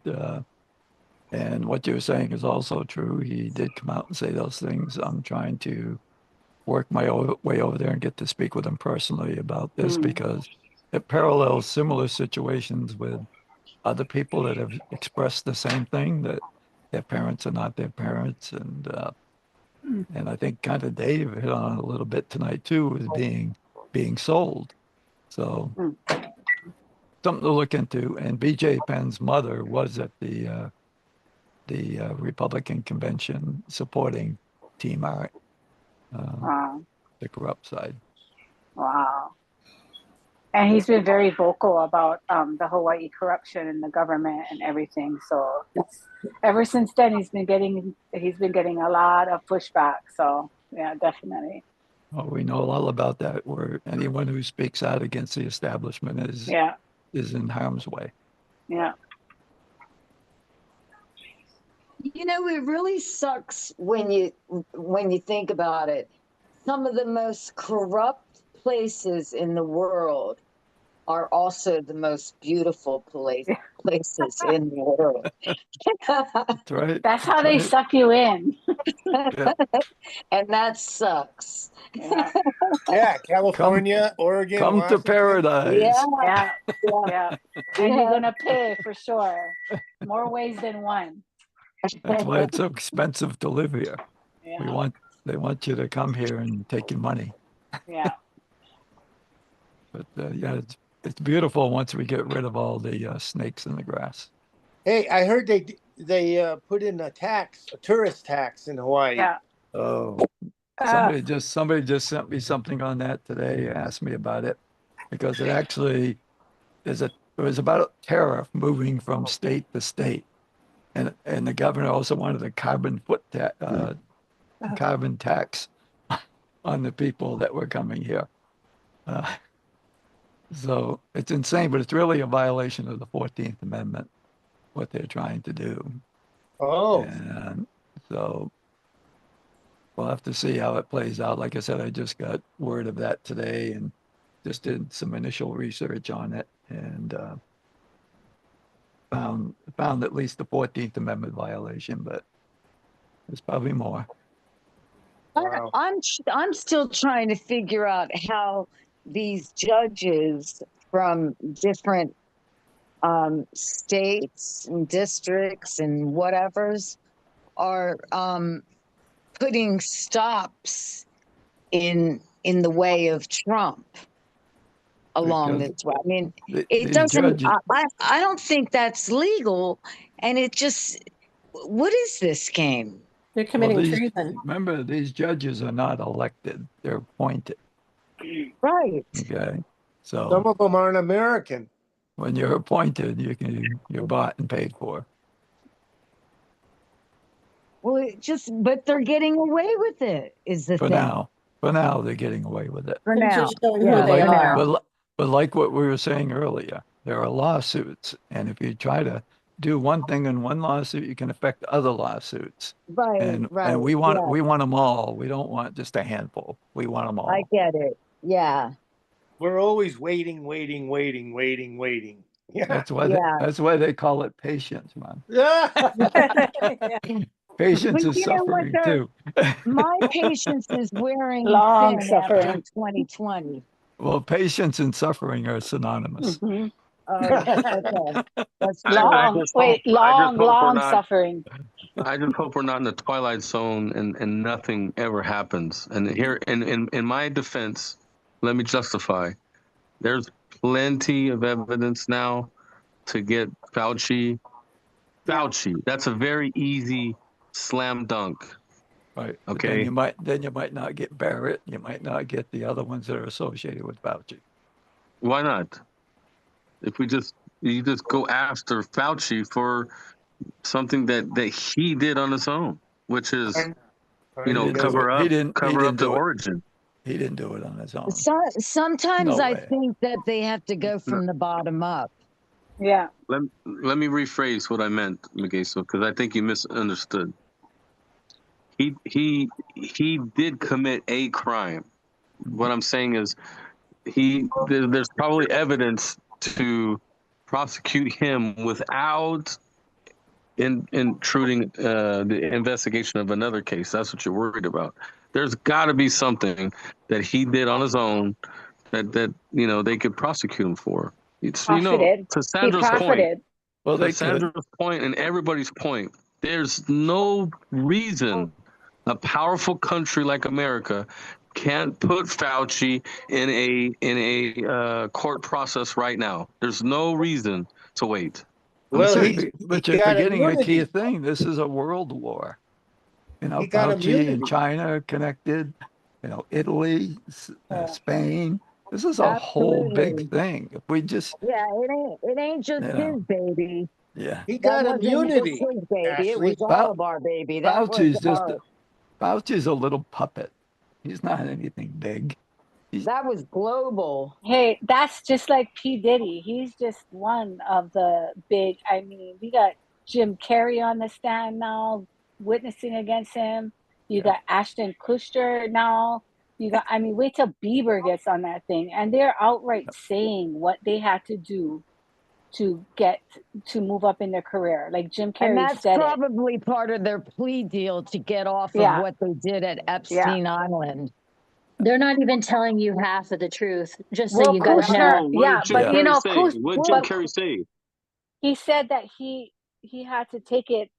I mean, he got raped. Who was that? Jim Carrey. Oh, I didn't know Jim And Carrey said that. Kushner said that he's done a lot of shameful things, but nothing illegal that you'll catch on video, but everything is on videos. All of it. I heard Diddy had an outburst in the courtroom, and Jay-Z or someone. Yeah. Who had an outburst? Diddy. Did he? They played a video by Jay-Z. I watched his documentary, and now they've got the thing on Netflix. TMZ does, and they give you daily updates on what's going on in the courtroom because they got people placed outside that are getting information, and so they give you a report on it. And it's pretty. It's on Netflix. It's just a continuing series. It's a documentary. And Netflix is corrupt too. I don't know. Don't you think this is all a movie that we're seeing right now? I mean, I really think that there was something going on in the background. I've been having conversations for a while with Pascal Najati. And even recently, I saw his picture on Facebook. I befriended him and he goes, well, how are you? I says, well, I lost you on Telegram. So I mentioned it again about the CIC. Trump, is everything behind us now? And he said, June, this is still quiet. Don't talk about it on Facebook. Well, all the action's happening in Gitmo. So I really think that it's still going on in the background, and that because I remember Pascal was saying